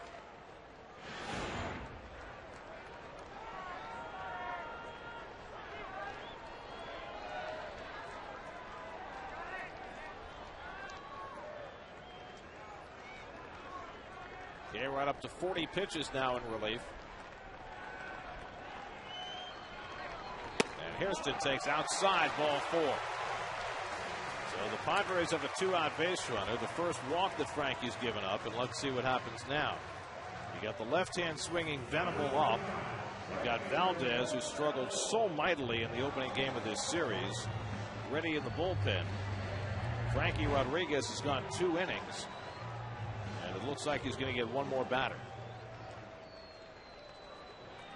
Hairston has 3 steals this season.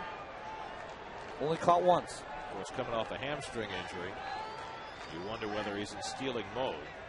Venable struck out in his only at bat in the 8th. He was the first man that Frankie faced when he came on in the 8th inning. Came in with the tying run at second and 2 out. Struck out Venable on a 3-2 pitch, stayed on for the 9th, gave up the tying run, and now trying to work his way through the 10th.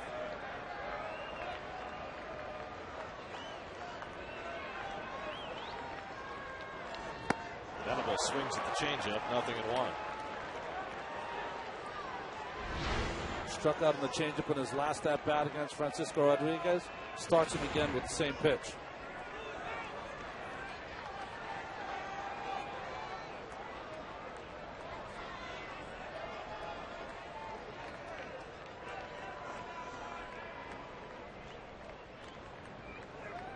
And Venable, another changeup, another strike.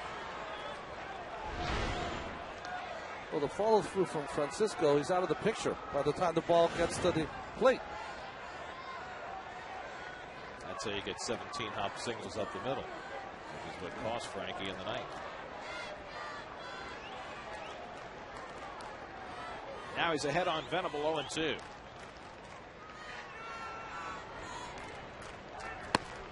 high with the fastball. If Venable keeps the inning going, Tony Gwynn Jr. would be next.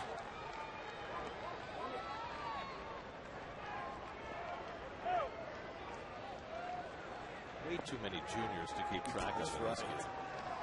Matthews and Hairston and Gwynn.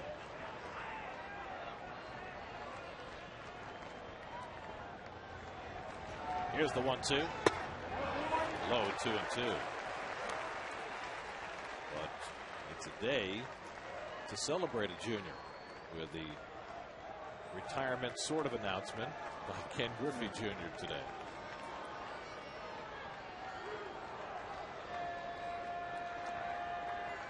46th pitch coming up from K-Rock. Skidded out to third. Wright retreats down the long throw, and he got him to end the inning. So K-Rod goes 2 1/3, and David Wright, who's already made his impact felt in this game, will come up to lead off for the Mets in the 11th inning as they look to get the edge here in San Diego.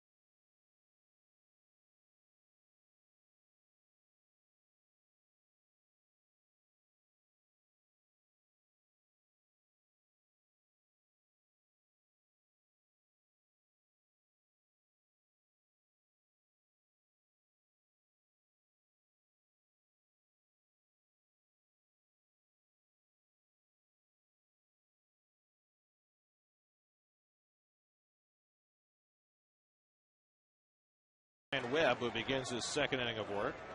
David is 1 for 4. He blooped a single back in the fourth, but he struck out each of his last 2 at-bats. It was David's relay throw to the plate that cut down David Eckstein with 2 out in the ninth and sent this game to extra innings. Pitcher spot is due up next for the Mets, and Chris Carter's come out on deck to bat. David still swung the other way, foul. 1-2. This is the Padres' third 11-inning or more game in the last 8 days. May 26th versus St. Louis went 13, and this past Sunday against the Washington Nationals, an 11-inning game. Won that one on a walk-off walk. 1-2. Going away. 2 balls, 2 strikes. Webb gave up a 2-out double to Jason Bay in the 10th, but struck out Ike Davis to get through that. Retired the only 2 batters he faced in yesterday's game.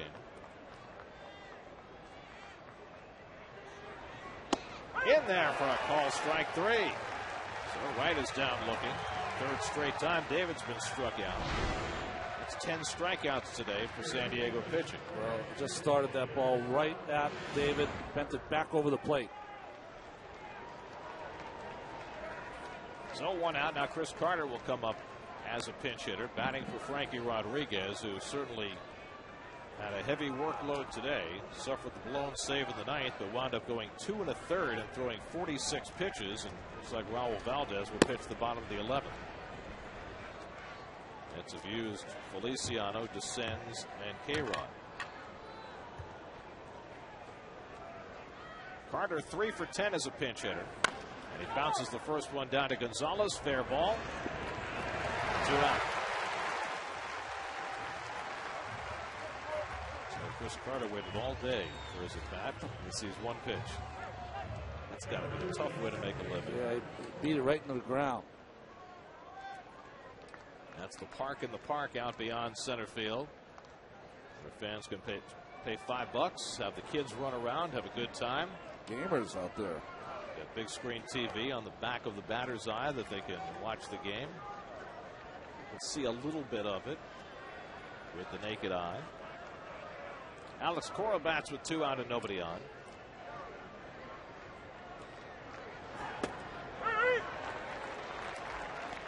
San Diego bullpen has faced 16 batters and retired 14 of the 16. A double by Pagan in the 7th, a double by Bay in the 10th.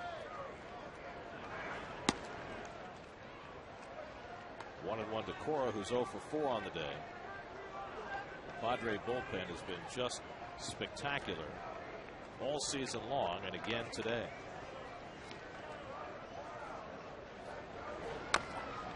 Fouls one straight down.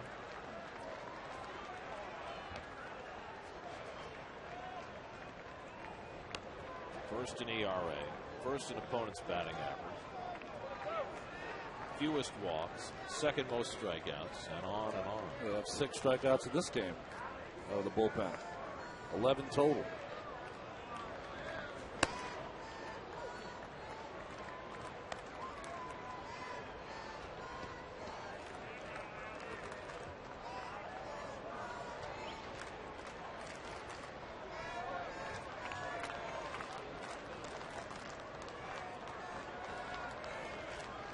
Two to Cora. Eckstein right in front of it. And the Mets go quietly in the top of the 11th inning. Now Raul Valdez comes on to pitch the bottom of the 11th, tied at 1.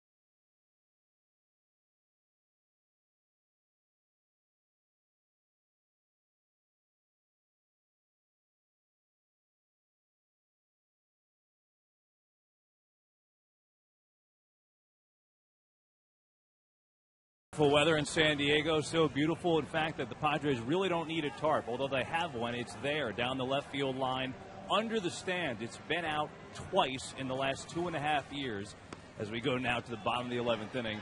And, you know, it's interesting. It just shows by crew. Here, the Padres grounds crew is between 6 and 8 guys. Comparison, the Mets grounds crew between 16 and 18. Guys, take it away. Raul Valdez pitching the bottom of the 11th as Tony Gwynn leads off. Gwynn came up as a pinch hitter in the 9th. Singled, stole second, and scored the tying run that sent this game to extra innings. And he gives up a base hit to left field. Gwynn on his way to second, and he pulls in with a leadoff double. So Raul Valdez, who had a dreadful outing here on Monday, giving up 2 hits and 3 walks, gives up a double to the first man to face him tonight. Well, nice hitting by Tony Gwynn, falling coming out of that box, but it's got great speed to make up for it. The igniter in the inning to tie the ball game has now started this 11th with a double. Well, we mentioned that the Padres have only one player left on their bench, and that's their backup catcher, Dusty Ryan. They're going to bring up John Garland, a pitcher, to bunt in this spot. There's nobody up in the Mets bullpen, and you wonder what's going on. Where is Fernando Nieve? Is he not available? Because he's been down in the bullpen the last couple of nights. But it looks like he's starting to undo that jacket, but no, someone's getting up. Henry Mejia. Just an interesting call to go to Valdez in the spot after how awful he looked on Monday night. I mean, so bad that he kind of looked like he was hurt. Yeah, was it because of Gwynn, the left-handed hitter? Was that the reason? We're going over the defense that they want to employ against John Garland, is going to be the pinch hitter. Well, he's up there to bunt. Exactly. So it's a matter, I guess, of whether you want to play the wheel in this spot, how aggressive you want to be. Bud Black talking to Garland, a starting pitcher who's having a tremendous year on the mound. And Garland at the plate, 2 for 18 with 3 sacrifices.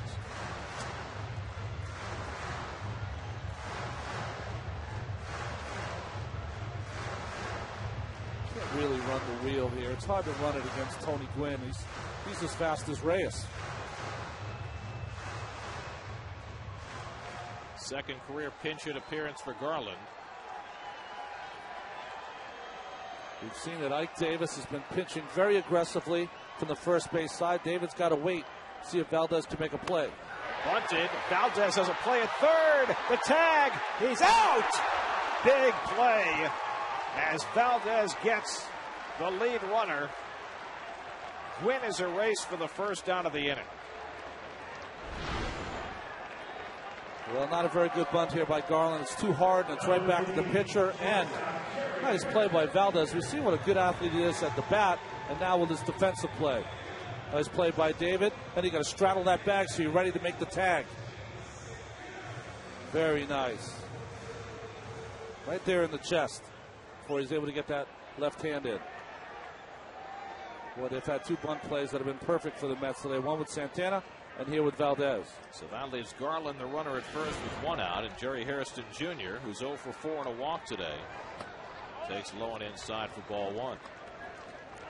So that's a huge play in this game after the leadoff double by Gwynn. Now a chance for Valdez to do some high stepping and get out of this inning. Popped up, coming back, and out of play. 1-1 to Hairston.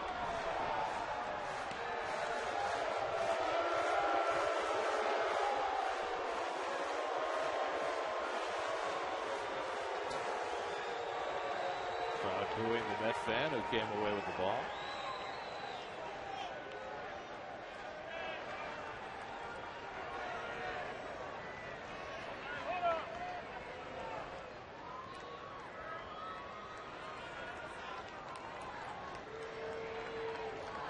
Hairston 0 for 4 today, 2 for 12 in the series.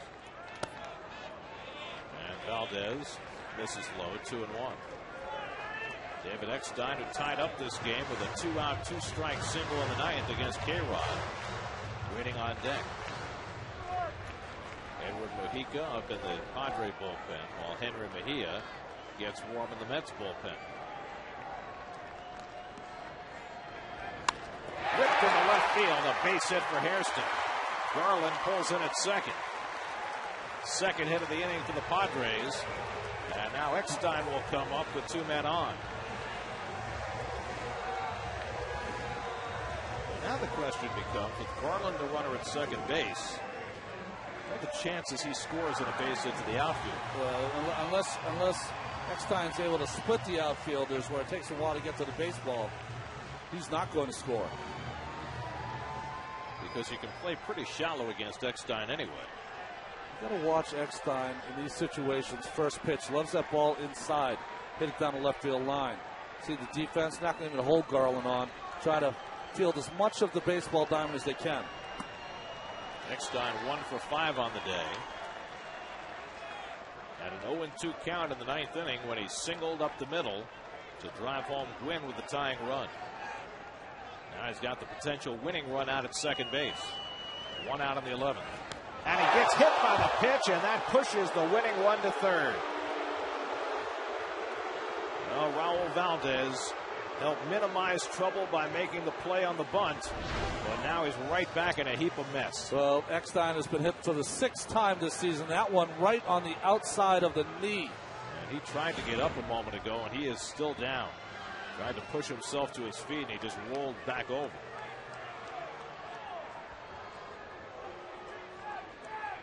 It almost looked like the little gamer that he is. He was laughing, but he can't get up yet.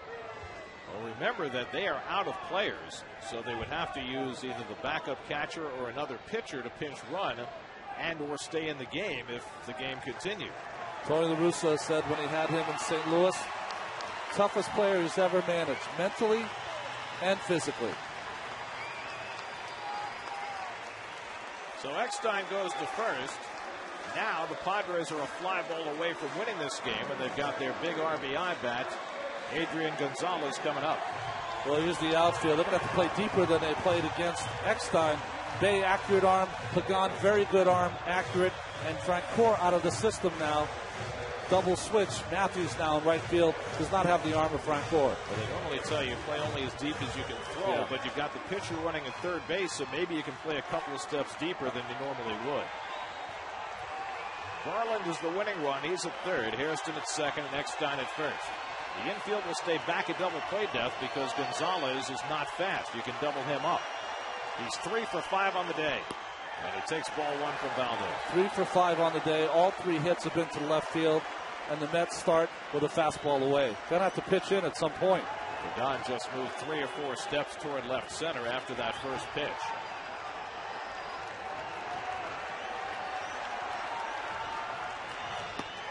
And a fastball strike. 1-1 to Gonzalez.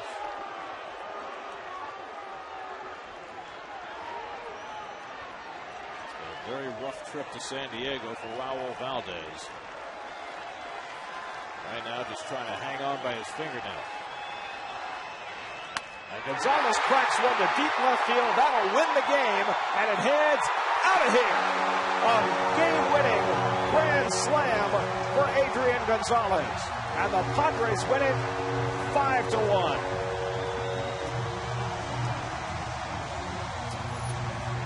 Well, the Mets road worries continue. Now 0-7-2 on this season and series, and have not won consecutive ball games on the road since July 25th and 26th of 2009. Adrian Gonzalez with the walk-off grand slam. The 6th grand slam given up by the Mets this year, more than any other team in the majors. On a day when Johan Santana gave them 7 scoreless innings, again it results in a Mets loss. In consecutive series here, one last year. Everett Cabrera with a walk-off grand slam home run. And now Adrian Gonzalez to left field for his 4th hit of the day.